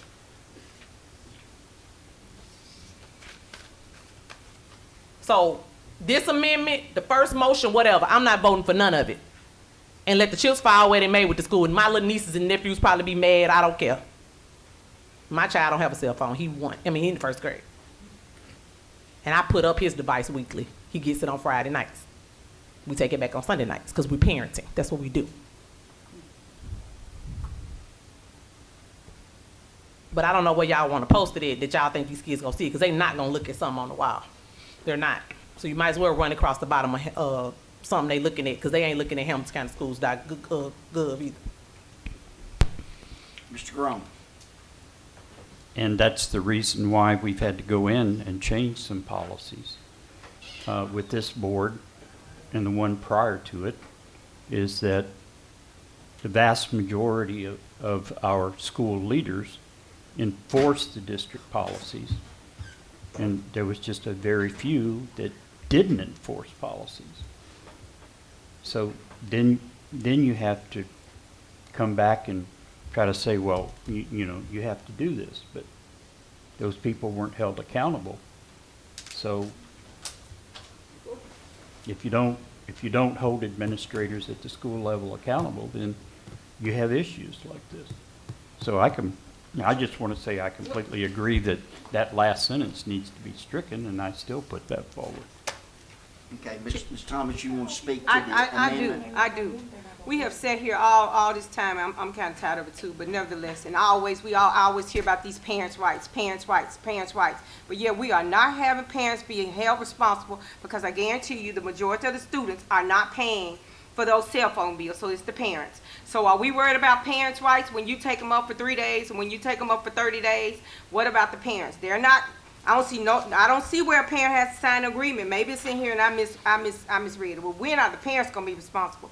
I don't see why we are making administrators responsible for cell phones of children, because people, if there's an emergency, you got in here, they gotta ask the principal or the teacher if they can use their cell phone. If it's an emergency and they gotta ask them anyway, why can't they use the phone that's right there in the classroom or or in the office?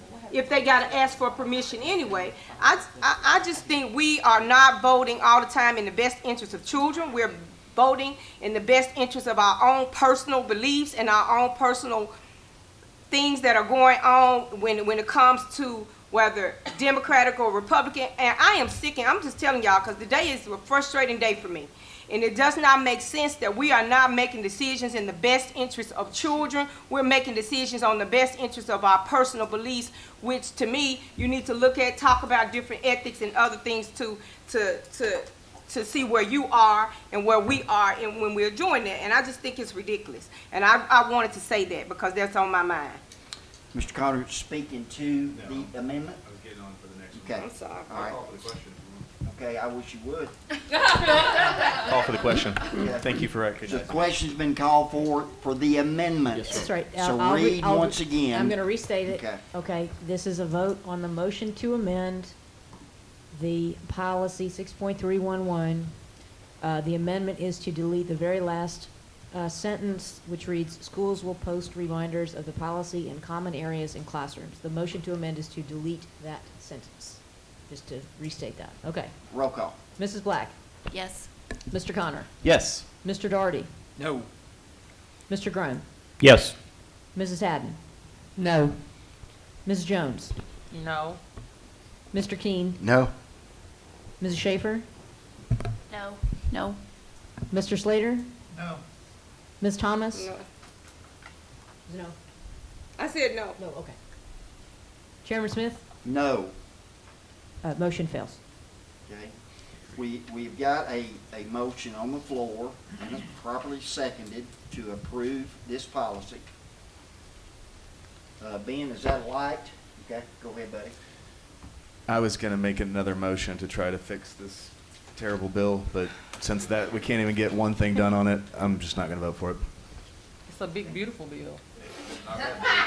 It's a lot of pages. It's not that beautiful. There's no more lights. I would just say that, yeah, this has been painful, and we've been kicking it around for months. Years. And is it perfect? Probably not. But it's better than it was. And we, I think, have kind of come to, at least for the most part, a consensus. So maybe that's good government. I don't know. But question's been called for. Roll call, please. Can we put a date on it, like I suggested? That's a process, though. That's not a policy. That's more of a procedural thing. Like, once we pass it, you could put a date on There's it. a date on every policy based on the day that it's changed. But he's saying a date to make it effective, like implement. actually implementation, which is a procedure, not. When you vote, it's right away. it's policy. Well, then, table to vote then, Mr. Slater. You can't, we can't be expected to have this policy in every single classroom tomorrow morning. That's right. No. So No. to Mr. Slater's point, unless the board has an effective date, then it goes into effect tomorrow. And to the superintendent's point, that's a little unreasonable. So, Mr. Slater, Mr. Slater Can I say suggested. October 1st? This Make is the a motion. policy, October, okay, I'll Yeah. make that Motion motion. to amend. Make this effective October 1st, and everybody will know about it. Everybody will know about it. Second. So we have a motion to amend this policy to be effective October 1st. Yes, sir. And properly seconded. Yes, sir. So any discussion about just that motion? No lights? Roll call. Mrs. Black? Yes. Mr. Connor? No, if this is such a great policy, we should do it tomorrow. Mr. Daugherty? Yes. Mrs. Haddon? Or, Yes. sorry, Mr. Groom? Yes. Mrs. Haddon? Yes. Ms. Jones? No. Mr. Keane? Yes. Ms. Schaefer? Yes. Mr. Slater? Yes. Ms. Thomas? No. Chairman Smith? Yes. A3. 8-3.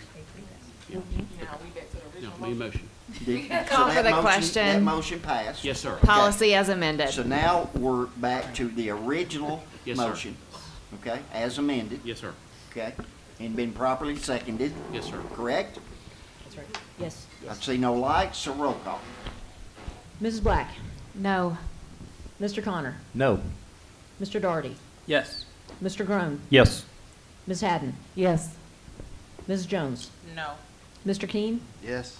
Ms. Schaefer? Yes. Mr. Slater? Yes. Ms. Thomas? No. Chairman Smith? Yes. 7-4. 7-4 passes. You better pop it for when your head be hurt, when they blow your phone up, they finna blow your phone up. Okay, that takes us down to, Oh, they finna blow it up. Once them phones get destroyed, you can take it. discussion of policy 4.700, testing programs. I've got two here that wants, I know have already asked to speak to this, so, Steve, if you'll go, and then Mr. Connor, and then I'll ask for a motion to approve. So why are we discussing this? Go ahead. Okay. I've heard from teachers. First of all, they were asking me if I knew that these quarterly assessments were coming. No, I did not. I learned about it from some of my teachers telling me about it. So the whole idea of doing away with those benchmarks was to reduce the testing. And here we come out with more tests. So I'll support this policy 100%. Okay, Mr. Daugherty? Everybody has this in their hand, by the way. Yeah. Everybody have it? We don't have it. You don't have it? No. Here you go, Dr. Robertson. Shirley here, so. Yeah, thank you, Chairman Smith. I'll try to be concise because I know we have the potential to go long tonight as there's been a lot of discussion. As Mr. Slater echoed, when we went through the budget season, albeit as difficult as it was, this was one thing that I felt collectively we as a board were really in tune with in terms of the overall need or the overall impact of testing. And it was something that I felt we all got collective input from both parents, teachers, staff, and I felt coming out of that budget season we were largely on the same page in the sense that the amount of testing was putting an undue strain on really everybody.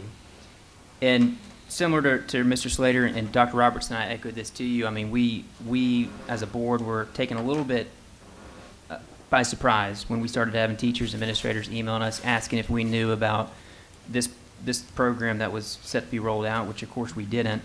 So I just want to kind of clarify something. The intent of this policy is not to say, hey, we can't do X, Y, Z down the road.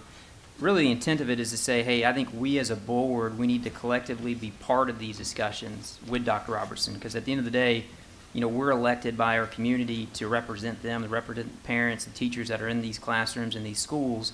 And part of that is district-wide testing, and this is something that's going to have an impact on everybody, teachers, staff, parents. So the concept with this is we need to be on the same page. And really, I think ultimately it's beneficial for Dr. Robertson and his team, because if we can be united on something when it does get rolled out properly, we can support him in that endeavor. And I felt this was a situation with these quarterly assessments that could have been rolled out a little bit differently had we been better kept in the loop. So the intent behind this is the board is going to have a say in anything that rolls out from a future perspective. So whether I'm on the board for the next 3 years or, Steve Slater's on the board for the next 100, this is a good sound policy that I feel is going to create a unified approach to something that's going to impact the district as a whole. Okay, thank you. Mr. King? Yeah, Ms. Barnes came up and talked about it, and it really surprised me too when people in my district brought this up. I wasn't aware of it. So if you would, please. She asked some questions. She made some comments. She didn't have the information. I'd like to get some information about this. Some things, she said, do teachers have a say?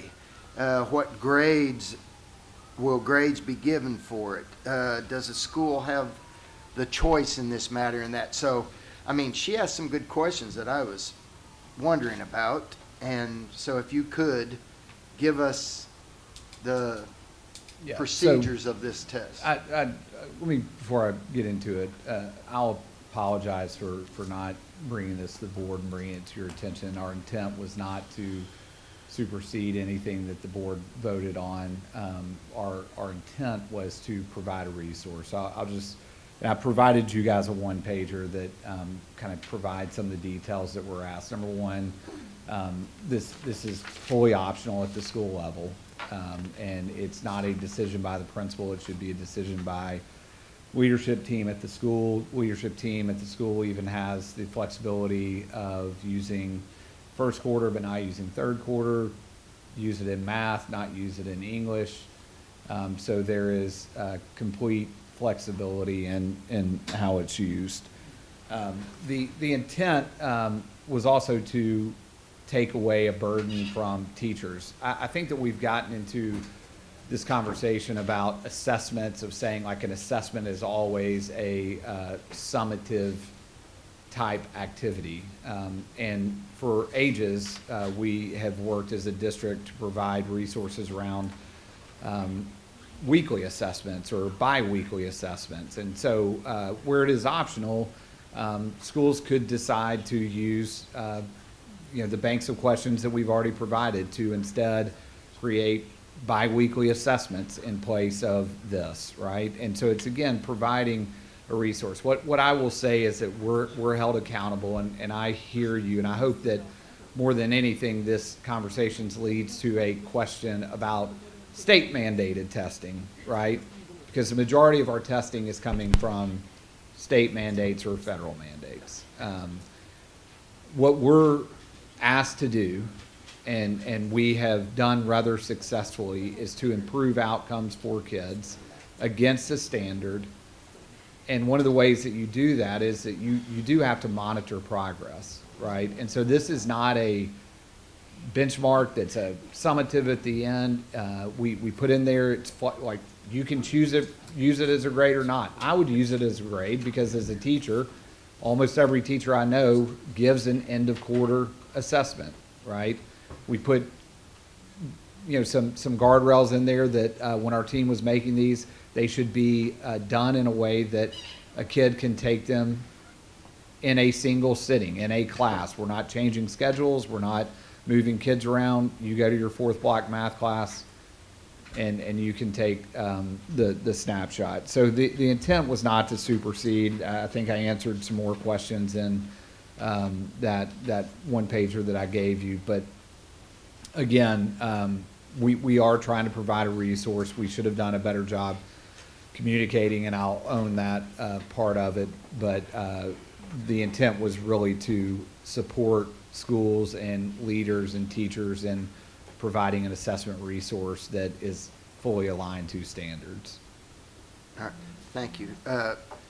So let me kind of ask you another question or two then. So here I am, I'm a science teacher at my school, and my administrator tells us we're going to give these tests as quarterly graded tests. So first, so is this going to be done through Mastery Connect? Or you talked about some things. So is it the question banks from Mastery Connect? Yes, sir. All right. So it's material that they should already be familiar with anyway. I guess my concern would have been, the concerns that were shared more than anything, and in my district, many of the administrators thought there was too much testing, but not all administrators. But I never came across one teacher that felt like we weren't testing enough. They all felt like it was too much testing. So the point I'm making is that's good in the fact that, yes, even, I don't know a school that doesn't require an end of quarter exam or some kind of thing there. So that part is good. I like, single seated, one class period, which actually, I know teachers sometimes took 2 class periods to give a test, depending on if they did a large writing assessment with it. So, but I guess the thing that I had concerns is that a lot of times if teachers aren't getting to make out their own test, if that test is being made by somebody at central office that's saying, all right, your principal said you're going to do a quarterly test and here's the quarterly test you're going to use, then I have a problem with that. But if it's you are allowing the principal and the principal speaking for the staff and they're going to have quarterly exams, they're going to count a grade, but that teacher in that class can use Mastery Connect to match what they've been teaching to assess the students, then I don't have a problem with this. So I want to make sure I'm hearing you clearly, because I think that Yeah, I spoke too much. No, I just want to make sure, like, are you advocating that an individual teacher in a school have the ability to choose to or not to choose, or to use or not to use an assessment? Well, no, you've already said that it's the leadership team or the Right. administrator in the school. So I'm saying that's already a strike against the teacher, which is what we were trying to do as a board by cutting out required testing. But if you're saying that that teacher has the autonomy to go in using Mastery Connect, which we've had now for years, and a good question bank from that, and they can create a quarterly exam for their classes, or are you saying that? No, we're not saying that. And I'd ask you as a former principal, would you have allowed that? One teacher For them to come up with their own test for their one, class? like if your leadership team said, we're going to use this as a quarterly assessment, one teacher to make their own decision outside of what? As a principal, I did allow my teachers to make their own quarterly exams to assess their classes. Yeah, that's not, what I'm asking is that back in the day when you and I were principals, we didn't have a district-wide resource. We had to get our Right. teachers together to make a common assessment. Right. Right? So if you had your team come together and make a common assessment, and one of your 4 Algebra 1 teachers said, you know what, I don't want to use this common Okay, no, assessment. maybe I stated something wrong. Right. The leadership team of that school That's right. creates that assessment. Yes. Well, but Right, what I we're see what trying, you're what we're trying to do is provide an option that the leadership team can say, Algebra 1, we're going to use this assessment. The leadership team can say, no, we're actually going to get our Algebra 1 teachers together to create our own. Okay, that's what I Yes. wanted clarity on. So the school has the autonomy to Yes, create but their own tests. Again, It's not- this is where I'm trying to be crystal clear. Yeah. Out of those 4 Algebra 1 teachers, you can't have one that says, no, I'm going to do my own thing. Right, exactly. No, and as an administrator, we wouldn't do that. Right. No, that helps clarify things for me. Felice? Yeah, I think we need to just kind of wait and see too how this goes, because I've heard from elementary schools, they really like to have the data to drive their instruction, and I'm glad that we have Mastery Connect, for them to use, and I think a school-based is a good idea. One of my problems I had with the benchmark as a former teacher is all the hoops you had to go through just to administer the test. So if, they can use their same testing environment in one period and not be required to give up instructional time to practice for the test for days and days. If they can have that, one test that they can use during a regular class period, I think it'll be much, much less stressful for the kids. And like I said, the elementary schools, they use data from what I hear, and I think, that's great if they do, but it could be different like at the middle school level, high school level. So I think just kind of wait and see how it goes, because if the schools have autonomy, don't know if there'll be many issues. I think what's happening here over the last 20 minutes is exactly what Mr. Daugherty and Mr. Slater are proposing through this policy, is that when we have something like this come up, bring it to the board and let's talk about it. That's what's happening right now. That's what's happening, right? Yeah, I spoke with Mr. Daugherty earlier this week, and I have no problems with what's proposed here. And I just want to say one thing. I'm sorry, Chairman, just to interject. Like, I'm not saying I'm against these at all. Like, at the end of the day, Yes, like, sir. your team, you're going to say, hey, Yeah. here's what makes sense. What I'm saying is we need to be part of the discussion to avoid this, because I think there's a lot of confusion. Like, you get on Hamilton County Sports Education, like a lot of us follow, and Tammy Barnes put a comment out there a couple days ago. And I mean, there was 50 comments, and there was probably 5 different interpretations of how it was going to be applied, if it was optional. So we're on the same page on that. Okay. Mr. Grom.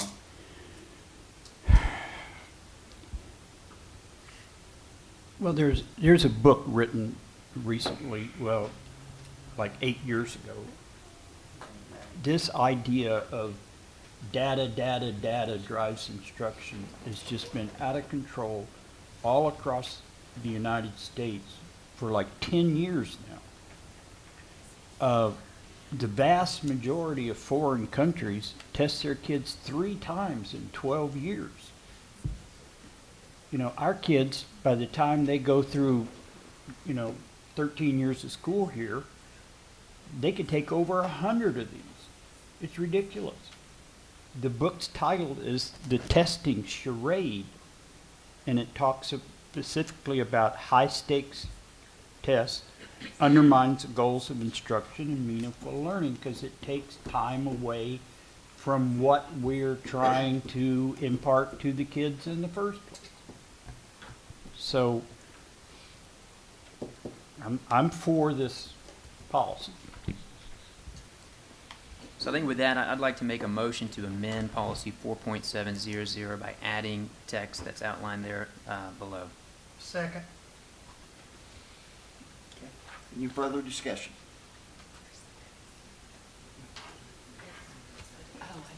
Should we restate the motion? Forgive me. Quite all right, Ben. The motion is to amend policy 4.700 by substituting the language in front of you. Forgive me. I thought you were adding something in, but to use this policy. Awesome. Okay. I have no more lights, so I'll ask for a roll call. So the motion is to change, to supplant the current language with what is on. As is in front of us. Do you need a copy, Mary? Did you, I was just I gonna say. think I've got it, yeah, thank you. Okay, Mrs. Black? Yes. Mr. Connor? Yes. Mr. Daugherty? Yes. Mr. Groan? Yes. Mrs. Haddon? Yes. Mrs. Jones? Yes. Mr. Keen? Yes. Ms. Schaefer? Yes. Mr. Slater? Yes. Ms. Thomas? Yes. Chairman Smith? Yes. Okay, it takes us down to, I need a nomination to approve the inclusion of our colleague, board member, Ben. So moved. Second. Thank you. Just for the benefit of the public, Ben, let me do this for you, because our colleague, our legislative representative, has been asked, encouraged to seek an office in TSBA as the treasurer, I understand. And in order for him to place his name or accept, put his name in nomination, then this board has to approve that. Mr. Connor works tirelessly, especially on those legislative matters, and although sometimes we may not always agree, I certainly cannot question his passion and his work ethic, and I think it would be very good for this board to have a representative on that TSBA board. So with that, I need a nomination to approve the inclusion of board member So that's what they We did. did that. Jody Okay, did so I that. need a second. We I got did that. that. We already got that. Roll call. Any other? Thank you, Ben, for all your hard work. Hey, may I say one other You thing? can make. I'd also like to bring it to the public that Mr. Connor on September, 13th? 11th. On September 11th, we have our TSBA Southeast District meeting. It'll be held at Tyner Middle High, and Mr. Connor will receive level 5. Oh, you're not going to be getting that? Level 4 there, I've submitted my portfolio for level 5, and we'll find out in September. And if my portfolio has been approved, it would be awarded at the November meeting. Okay, and we have not had, if I'm not mistaken, going back and asking previous that, we've never had a level 5 boardsman, so congratulations there. Thank you. Thank you very much. And just so you know, the position would be somebody who, I would oversee the finances, but TSBA handles their own. I would review them and approve, and then I would be the chair of the financial committee. And I can promise you that there is nothing to do with cell phones on either of those. Well, we can continue to agree to disagree. So roll call, please. Mrs. Black? Yes. Mr. Connor? Self-serving, but yes. Mr. Doherty? Mr. Groom? Yes. Mrs. Haddon? Yes. Mrs. Jones? Yes. Mr. Keen? Yes. Mrs. Schaefer? Yes. Mr. Slater? Yes, I'm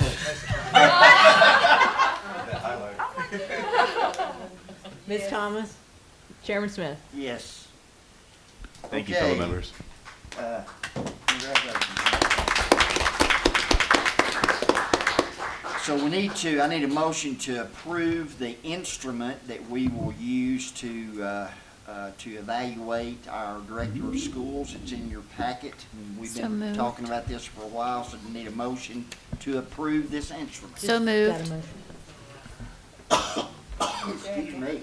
Mr. Chair, I don't know what you call this, but we need permission to make some editorial changes, like there are a couple of typos in this. Yep. Yes. It's been nice. So we move to approve pending the edits. There's got to be some legal way that after you approve it, that we Well, can I make mean, non-substantial Are changes. they're just typos, they're not material? Yeah, like in the rubric, there's a section that we removed that's still like at the end. And we didn't get a final copy. We didn't get one. You We had didn't get a one. hard copy. Was it online? It's online. It's online. Oh. Okay. If you'll check in your, Dr. or you Robertson, just what include this in pages my are- packet. The very I last, got you, this I got you, page, I got you. it's got post-secondary opportunities as a section, that's no longer a section. Okay, so it's a script. All right, so I don't, it's a scrivener's error, we can delete it. If the movement is acceptable, if that's acceptable, I move to accept it with the scrivener's error removal. very good. Second. All right, Okay, Ms. Black, I think. Oh, I put up my light for something different Okay. that we talked about. All right, well, let's get this. And We're gonna do this part first. Okay. All right, no other discussion, roll call? Mrs. Black? Yes. Mr. Connor? Yes. Mr. Doherty? Yes. Mr. Groom? Yes. Mrs. Haddon? Yes. Mrs. Jones? Yes. Mr. Keen? I'm going to pause a second. I'd like to ask Dr. Robertson, so this final thing that we are voting on, I would actually like to hear from you. Do you feel like it's a very fair? Yeah, we've been I know, I going missed back and July, forth so- and working, and working on it, so, I mean, it's agreed on. I mean, it just Okay. needs approval. It probably shouldn't have had a typo in it, but it still does. That's okay. All right. Yes. Ms. Schaefer? Yes. Mr. Slater? Yes. Ms. Thomas? Yes. Chairman Smith? Yes. With that approval, we're still waiting on, I just kind of talk about timeline again. I know I ask that every time, but I think that's important. Yeah, Shan can give best update on. At the next board meeting, we will have an update for you guys on district data, right? In terms of growth and achievement. That's when it will be unembargoed. The rest of it will not come until December. And so we will not have school level data until December. Is that helpful? I don't see any reason why after it's presented that the 30-day wouldn't kick in from there. I mean, unless y'all want individual school data. I mean, letter grades won't be here, but That's letter grades are usually in April, or March or April. So how will we complete this instrument without that complete? I mean, I think you have the meat of what we're talking about being evaluated on. You'll have district-wide growth, you'll have achievement, graduation rate should be in. What you're talking about is like individual school letter grades, and we may not have like district designation. Correct. We will not have district level designation either. I think usually Dr. Robertson puts through some information and we help him gather data for that. And so we'll just make sure that all the data that we can gather is stuff that is publicly available. So let me just ask the question, would the board prefer to have all of the data, meaning we would wait until December, or would the board prefer to go ahead and move forward based on what we have? And I'll ask you all that. Well, I wouldn't say we move forward until value added is unembargoed. And then the same question would be, since when the data gets here, that triggers your self-evaluation. So I asked the board this question. I also asked you, Dr. Robertson, when do you want, when are you going to have enough information to submit to the board your self-evaluation? Because that's what triggers the cycle. Yeah, after value added is unembargoed, which will be probably around the September meeting. Okay. After that, I would say it's the pleasure of the board. So there's no reason we can't do it beforehand. But the receipt of that data is what triggers Dr. Robertson's opportunity to self-evaluate based upon this rubric and also based upon the state assessment data. So if Dr. Robertson is comfortable moving forward sometime in September, then my suggestion would be that that starts his 30 days, he submits his evaluation, then the board evaluates Dr. Robertson. If you look on the first page of the evaluation model, that middle section, this model will consist of 3 parts. That tells you what the timeline is. So I think we're all on the same page then. Understanding that you can't go back. So Just making it clear. did you rely on that data from December last year? I think that the most important is the value added and achievement. Shannon just told me that value added might be unembargoed a little bit before the September meeting, but those are the 2 things that, once those are out, most of what we would need would be available. Okay. So we got a motion and we got a second. I don't have any more lights. Yes, I do. Yep. Clarification again. I got one more. Oh, you're holding, that's right, okay. To approve this, we already done that, didn't we? Yeah. All right. The hour's getting late, okay. We have one more item. We have a couple more things. Well, let's get clarity. What did the board decide right there? Well, what triggers it is the receipt of the data where you submit your evaluation. What I heard is that they're okay with this. When you have enough data to start your self-evaluation process, that's what triggers the timeline. So I just need to notify the board once that 30-day is triggered. Correct. To be clear, Mary, we did approve this. We did vote. We did, absolutely. Yep. Okay, now we've got a couple other things. First of all, Ms. Haddon's got some things. Ms. Black, you wanted to make a point about something. I think now's the time to do that. Okay. I think we've had different conversations privately, and maybe it hasn't been clear from behind this dais. I think I was voluntold to be head of the safety committee for the board, and through discussions, we realized that most of the things that we would review on a safety committee is not something that we can discuss publicly. Because if we discuss these things publicly, then anyone who wants to do harm to our children will have all of the information about the decisions that we've made regarding safety. So through many discussions, we realized that the safety committee actually has to function as part of like an executive function. And so I wanted to be clear with the public that we are not derelict in our duties regarding safety of the children, but we have to have those meetings and those discussions as an executive in private, because that's what's necessary to keep our kids safe. So I wanted to be clear that the safety committee doesn't actually function like the rest of the committees for the board. It can't, those discussions cannot be had publicly. And I just wanted to be clear about that. Thank you. Point well taken. Okay, so we're going to go back and capture what we didn't get to during our work session. So Ms. Haddon, you've got 2 or 3 items there that you wanted us to talk about, so go ahead. Okay, it's kind of like 3 in 1. I'll try not to make it long. I don't intend to. I gave each of the board members a report. It's something that I worked on, so you can reference that in the summary page. So I'll say, first of all, I want to say what motivated me to create this report. It was the budget cuts to school staffing and the fact that teachers did not receive their step raises. It made me want to look at the figures more closely. So it took me a while to try to understand all the figures in the budget. The full itemized budget versions contained every item, and it wasn't clearly labeled for me anyway, or organized. It was just, you know, item for many pages.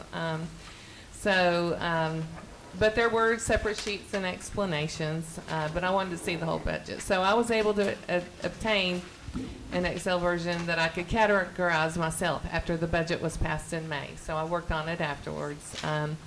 So I noticed at the time too, new positions were being created and promotions at the central office level during that tight budget season. So I really wanted to analyze it. On July 25th, the board was finally given an organizational chart, which included more high-level positions, which may or may not be filled. There might be some that aren't even filled, but they're still in the organizational chart. And this brings me to my second concern, is that according to board policy, the board is supposed to approve new positions. And I did print off a few of those policies, and we're supposed to be able to approve them every year. So I created a report which compared the positions in the actual budget to the positions in the organizational chart by department. And I did meet with Dr. Robertson and some staff and Mr. Bennett on Monday of this week. So I've already gone over, you know, they've seen it all of this. We've already talked about it, and they've clarified some things for me as well. So, but anyway, the report, all the budget items on the main by department, they're all on the left, and the organizational charts are on the right. So I just tried to see what was different.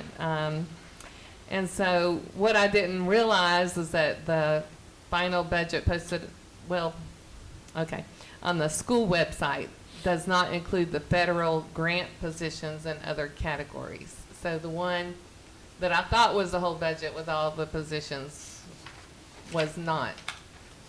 So there's actually another, you know, the other document, Shannon, that you sent me that actually has, you know, it's the full budget, but at the same time, but there are 50 positions or so that are listed in the federal section of the budget that are not listed individually. So there's like a line item with 50, and it's like, I would just like to see a listing of all the positions, because I thought that's what I was looking at, and I just didn't know. So y'all clarified some things. And you know, I might need further clarification from you all in case I missed anything, which is very possible. So, but I've also asked, and I think others, for a list of all approved positions in our system. And I know you know, you mentioned there are 200 or so that we could use. I'm not saying that we have all those positions, but we do have about 200 positions that are approved, and that some positions have changed responsibilities and are renamed, but they are still the same position or level position. Like a coordinator, it's still a coordinator in the system. So I'm asking that the school board be provided a list of all the federal positions in the budget and a list of all approved positions in our system. But please know that my end goal is to find a way to provide our teachers the raises they deserve. Let me just mention the summary page again too. So in my findings, which there might be some errors, you know, I went by the organizational chart. The number of positions, 116, I guess, were the ones. And so the number provided in the federal, the difference was 50. So there's still maybe a discrepancy that you could probably or end up explaining to me. But I'm just wanting more clarity, and I just want to understand and see, you know, all of the budget items. Just to clarify, the list of positions is the org chart. So we've provided a list of positions. Okay, well, that's what I've used. Okay. So all the ones that were not in the budget are the ones that we can put in the list. The ones that I found that were not in the budget. We can say all of those positions are federally funded positions then? That's what we're saying. So you all received an email, right, about the number of positions, how many were federally funded, how many are self-funded. Self-funded is also not included in the general purpose budget that you all approve. Yeah. Self-funded is things like school nutrition, SACC, And that I was didn't included on your include those 160. at all. I just totally some of left them were. those Like we out. went through every single one. Some of them were. But you know, like when you go through any list, you're always going to find something as well. So we do have the list of all the positions. One of the pieces in the budget is that we talk about central operations, right? And our org chart includes both central operations and people that are serving schools but maybe managed at the central office, like IT techs or PRN nurses are included in that org chart for you for transparency. Mm-hmm. Okay, and there was another category that you all explained to me. There were like 36 and a half positions in the general budget that said other salaries centralized. And I know that's a code that... It's a state reporting code. That's an extra code because they didn't have codes for the positions that we actually had or something. It would be nice to have those named, though, in the budget and, you know, somehow. They are named on the org chart. Okay, and I will say the org chart, I needed a magnifying glass to look at some of those positions and the numbers. I truly had to use the magnifying glass. One other thing that I've heard that we would really like is the names of the people. I have the 2025 org chart, and it's very clear and easy to read. And most every position has a person with it. So and we went a step further. There's more positions because we literally in this org chart went through the budget and listed every single position. So it's more detailed than what we did the previous year. We can go back and we can put names to it, but it's unless we print it on poster board, it's going to be hard to read. But we can put names on it. Well, there was plenty of room on the paper to enlarge. Okay, we'll do that. I do want to be clear though to to the board and to the public after we met with you Monday, right, and clarified that the positions that are in federal, or some of the ones that you were confused about weren't in the budget. They're in the budget. They're in the federal budget. They're in the self-funded through SACC or something else. But we presented all of those in the org chart and are in the budget at some point, right? So I just want to make it clear, like we didn't not bring anything to the board. Well, I just think they were just separately under federal, and that's what I Yeah, understood I a think lot this of them. is where, again, like the process, and it maybe goes back, this is the first time we went through a budget with this board, right? I think you would all agree this was the most transparent budget process No question. that we've ever been through. We presented a flat local revenue balanced budget, right? If we want to do it different, and you know, with Mr. Daugherty, we've already talked about, and I think you see it on Monday, that we're having the first finance committee meeting that's in August of a new fiscal year. Like, we're going to start the process early. If there are things that we want to see different that make it more clear, y'all have got to be specific with us about what you want to see. But I want to make sure that we're on the same page, that when we went through this process, we looked at every single line. We looked at every single position. We cut, we trimmed, we got it to where we needed to, and it was passed, right? And so what you're asking us is go back to stuff that we passed 3 and 4 months ago, and we can, but I'm not questioning, you know, the positions that we have or anything. What I want to see is see them all listed and see where they are in, you know, because I know you did that because there were a lot of individual sheets that y'all painstakingly wrote for us, as far as saying what you were adding each time for each budget. So I know you worked really hard on that, and I'm not questioning that process. I'm just saying how I would like to see it, like in a report, or how I'd like to see it in the budget and see the list of positions. So I'm not questioning, you know, what you all did. And I don't want to take away from the fact that we did have a balanced budget.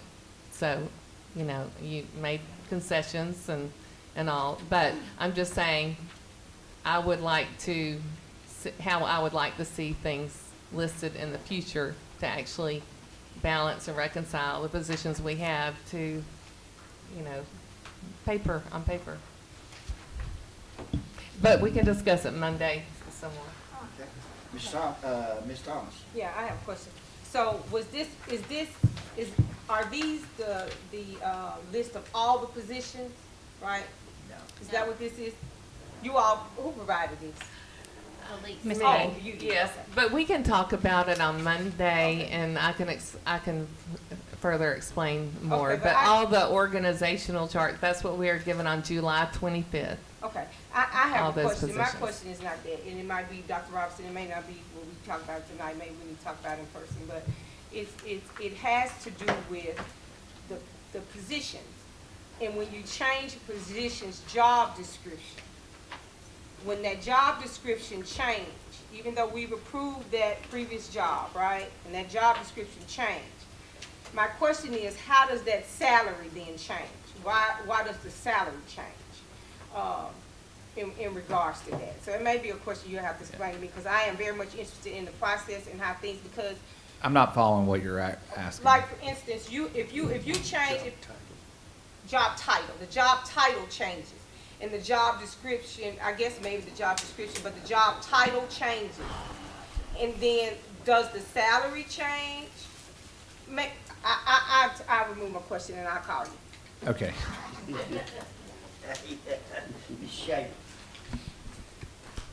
So the policy calls for every position every year to be approved by the board through the budget and through the org chart. You didn't give us the org chart to July 25th.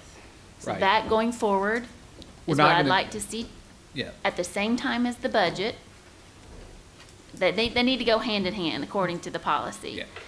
And this has not been easy to understand. I agree with you. It's a And the $600 fact million budget. that the federal positions weren't itemized. They were just one line item, federal positions, here's the amount. They weren't itemized. So when she looked at the org chart, she couldn't find them, right? So if it had been itemized, which is transparency, then she would have been able to true it up. And that's where I think the question is. They're itemized in the line item budget, but to your point, and I agree with you, it's not super clear, and federal positions are really hard. The good example is, number one, we don't get projections in the same time frame that we're doing our budget. So we could put positions, but they are going to be estimates. We don't get Title I allocations typically until end of July. We didn't get Title II allocations this year until August, right? And so we put that in there, but they are projections, right? Based on what we think is coming from federal funds. But we're talking about, look, title, how it's funded, who's sitting in the seat, job description. That's 4 things that could be easily sorted in an Excel spreadsheet. And I think that's what we're asking for. Yeah, and I think going into this budget, anything that we want to do differently, we can.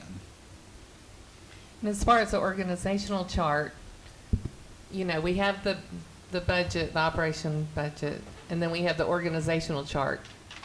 But a lot of the budget names are not the same as the organizational chart. I had to match them up by department and level. But also, it doesn't tell me which ones are actually in the budget and which ones are federal. It's in the organizational chart, but I don't know which one's which. Okay. I'm seeing That's no not more. Bennett. Well, I was just going to jump in at the risk of prolonging the meeting by 5 minutes. Make it 3.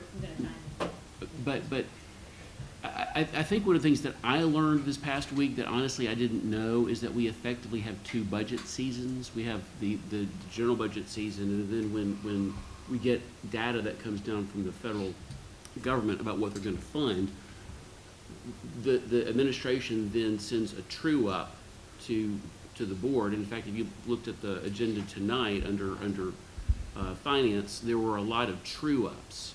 And so what I think I heard Dr. Robertson say, and correct me if I'm wrong, Dr. Robertson, but you can put placeholders in the org chart early in the process, but the administration's not going to have the detail necessary to fill out that org chart until tonight when the board decides to allocate those funds. So I think it's important for the board to understand, you know, I'm looking at the policy here and I'm trying to apply it to the situation. There's only so much detail that the administration can give in March until we get the federal numbers. I'm looking at Dr. Robertson, correct? But now they can give more detail based upon the numbers that have come down and what this board has just approved. So we need to understand that there's basically a 2-part process. Right, but I still think we could know which ones are the positions that we are waiting on for federal funds and which ones are already in the general purpose budget. Sure, and I think what we need to be clear on, and this is based upon what's gone on around the state in the last 6 weeks, there are school boards that were cutting positions in anticipation of federal cuts. So it may be that your org chart isn't filled out until you actually find out what's going to come down. So all I'm saying here is I agree with this policy. It's a good policy. It does require budgeting and org chart. I think the board just needs to understand that it effectively happens twice in the year. And you can't do everything in March, basically. But since you're starting the budget building process next week, we can flesh stuff out a little bit more in anticipation, but you're still going to have this necessary true-up process. Just real quick, I do want to commend Felice because the reality is, and we all agree on it, it's very complex. And, you know, at the end of the day, we're here to try to move this county forward, so having collective input is helpful. So thanks, Felice. Okay. Takes us down to information only. Monday the 25th has already been mentioned, Finance and Facilities Committees together. What time is that meeting? 5:30. 5:30, okay. And then Monday, September 1, Labor Day. Everybody will enjoy the day, I'm sure. Tuesday the 9th, Policy Committee. That'd be a 5:30 too, Ms. Hayden, okay. Thursday, September the 11th, has already been mentioned, TSBA Fall District Meeting over in Tyner. If you haven't been to Tyner, go over there. It's amazing. Very proud of Tyner. September the 16th, Annual Family Life Curriculum Forum. And then our next board meeting will be September 18th. Chair, If I may Yes. add one item, Yes. we were all invited to the autism conference that's on Friday, September 5th. If anyone on the board wants to go, the fee would be waived. Just respond to the email that came from Mr. Dave Buck. It's a really great conference. It has a lot of. Where is that at? It's at the convention center, and it's all morning, afternoon of Friday the 5th. I've been a couple times. I've really learned a lot from it. And I would reiterate that September 11th, we getting to host it is a huge honor, and I hope that all 11 of us can be there. Okay. Thank you. One Thank more you, thing, public, for Joe. coming. Yeah, I go promise. I want to wish a happy birthday to the future President of the United States from Saudi Daisy, Ryan Jenkins. He's 18 years old today. ahead. Is he here? He's not here. is he? He's listening. Okay, all right. Okay, we stand adjourned.